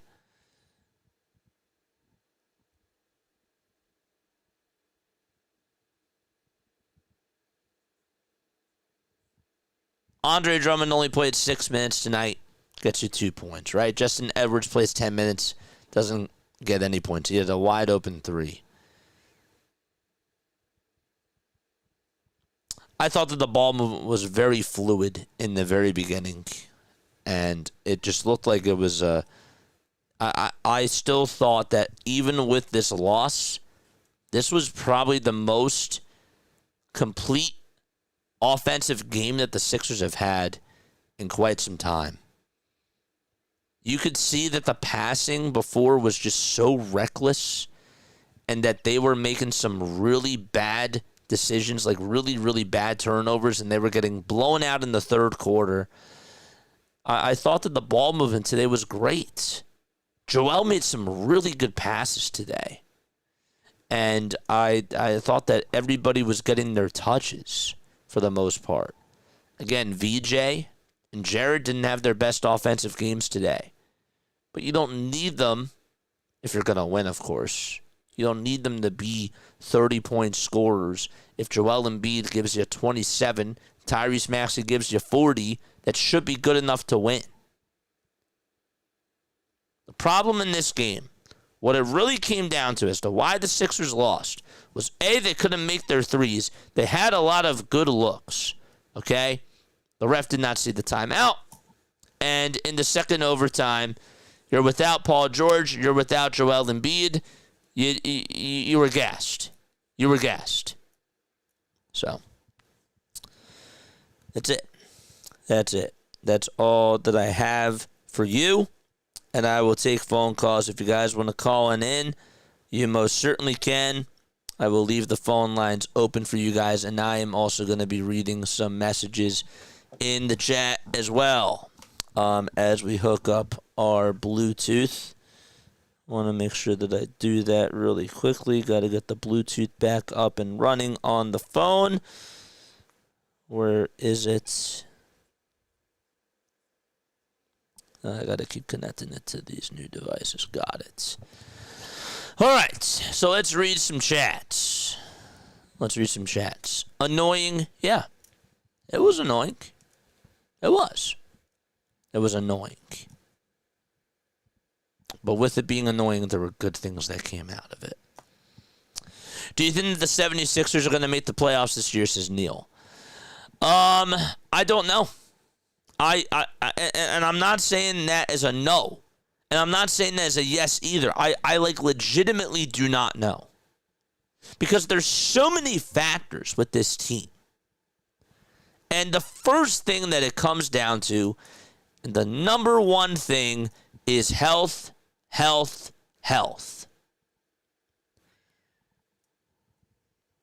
And even if they are healthy, going on into March, right?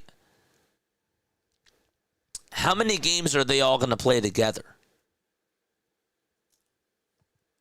How many games do you really think that Embiid, Maxey, and George, just those three alone, are going to play together? Remember, there was still no Kelly tonight. There was still no Trendon Watford tonight either. And they were missing Trae Young, and they were missing Kristaps Porzingis too. I understand that, but if we're talking about chemistry, that's another thing to factor in too.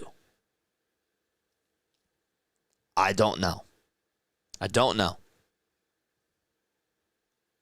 can't answer that.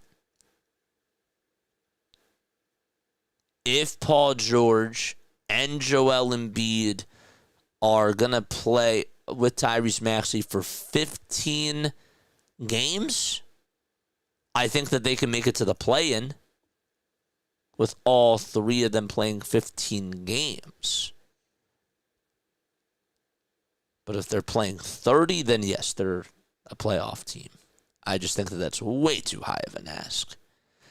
I think that the ballpark of 15 to 20 games is legitimately or logistically the right way to put it. I think that is what's probably going to happen. So I just don't know. I don't know what to expect. I'm from Atlanta, Georgia, says Kareem. What's up, dude? Can the 76ers trade Paul or Joel, says Neil. That's another interesting thing, right?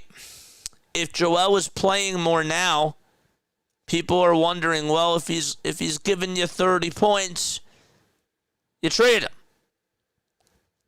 And I would consider doing it. If, and only if, you get Giannis Antetokounmpo or a caliber player like that. That's the only way I would do it. That's it.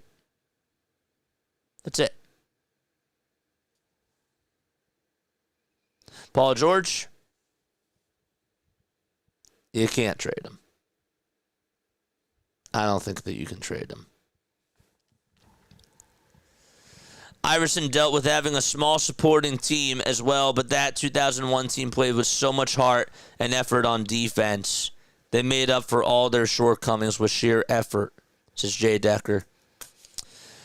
Yeah, Tyrese Maxey does have a smaller supporting cast, but I think that the supporting cast, I think that you're right, that the supporting cast is different, right? Because they did have hearts. You had Eric Snow. You had other guys that really did step up. Even Dikembe Mutombo in his role at that age, right? I just think that it's a different team. But also, if we're being honest with you, the NBA the NBA is different now too. So when you look at the landscape of the league, it's a different game compared to what it was back in 2001 too. The landscape has changed. The rules have changed. So that also factors on into it as well. But I agree that the supporting cast is not as...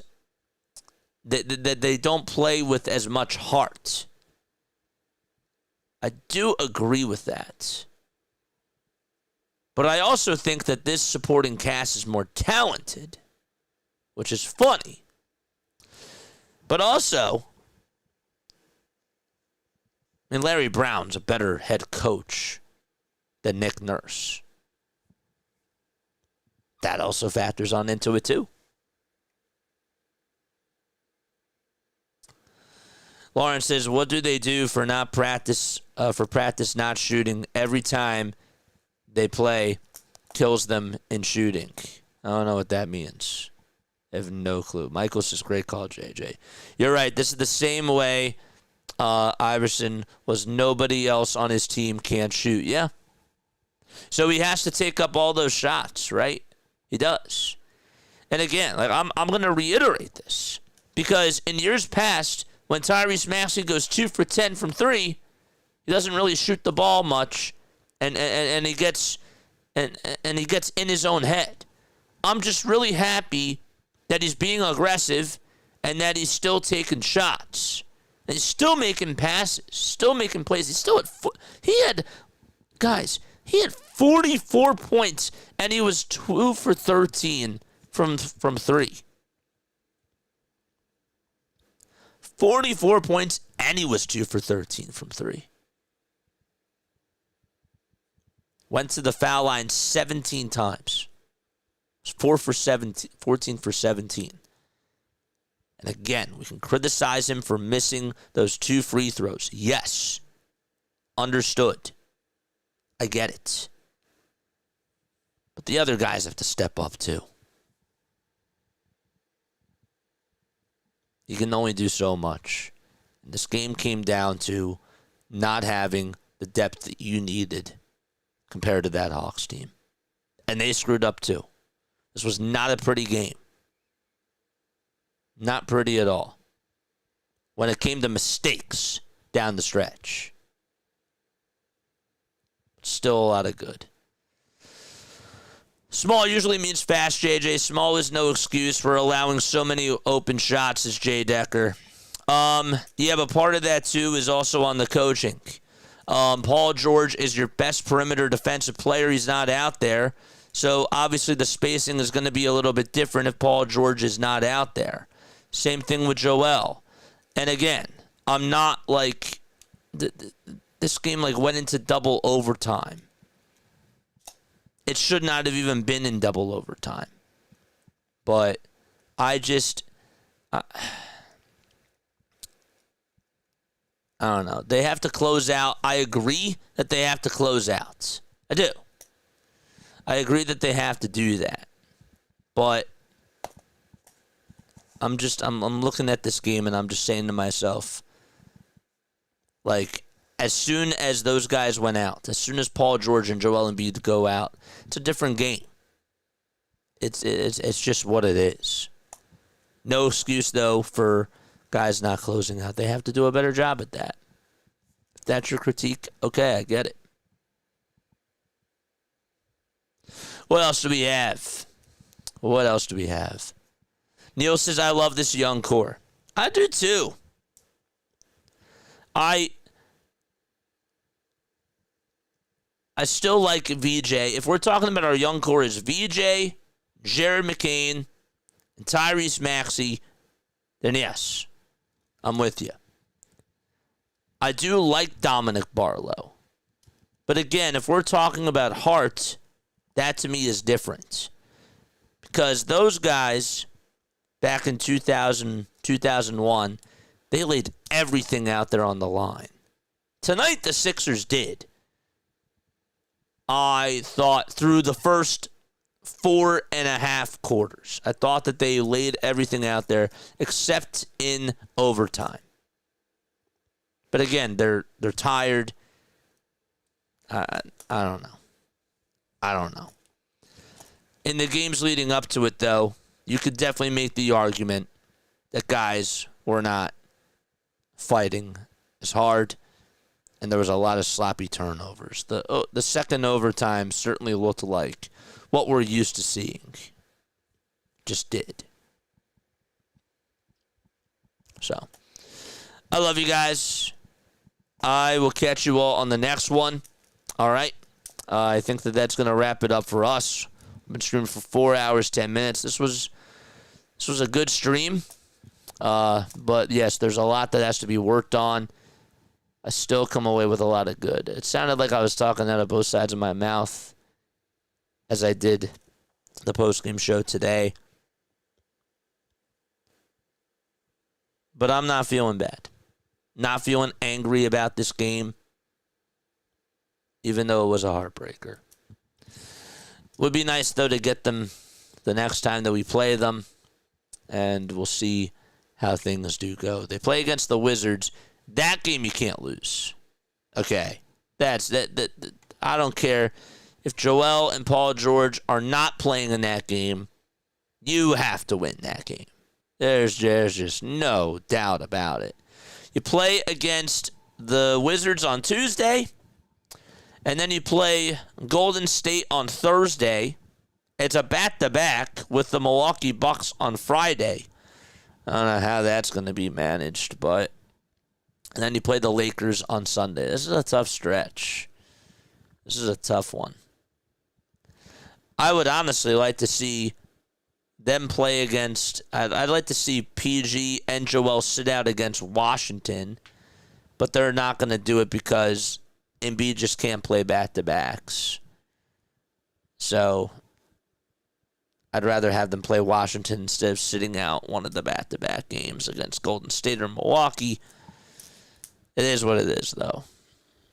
So I would rather... I don't even know if I'd rather have them play against I'd rather have them play against Golden State. I would. If I were to choose one where both Embiid and PG play together, it would be against Golden State for sure. Don't play against that Milwaukee team. All right. Love you all. Lalatov. Good night. And I will catch you all on the next one. Old man Ferguson says, when you talk about a young core, that's code for not very good. When you talk about young core, that means that we're talking about a team that is not ready to compete for a playoff spot. We can say that the young core has a bright future with how they play, but that doesn't mean that they're championship ready. I don't know, but that's just me. All right, I'm done. See you all in the next one. Lalatov. Good night.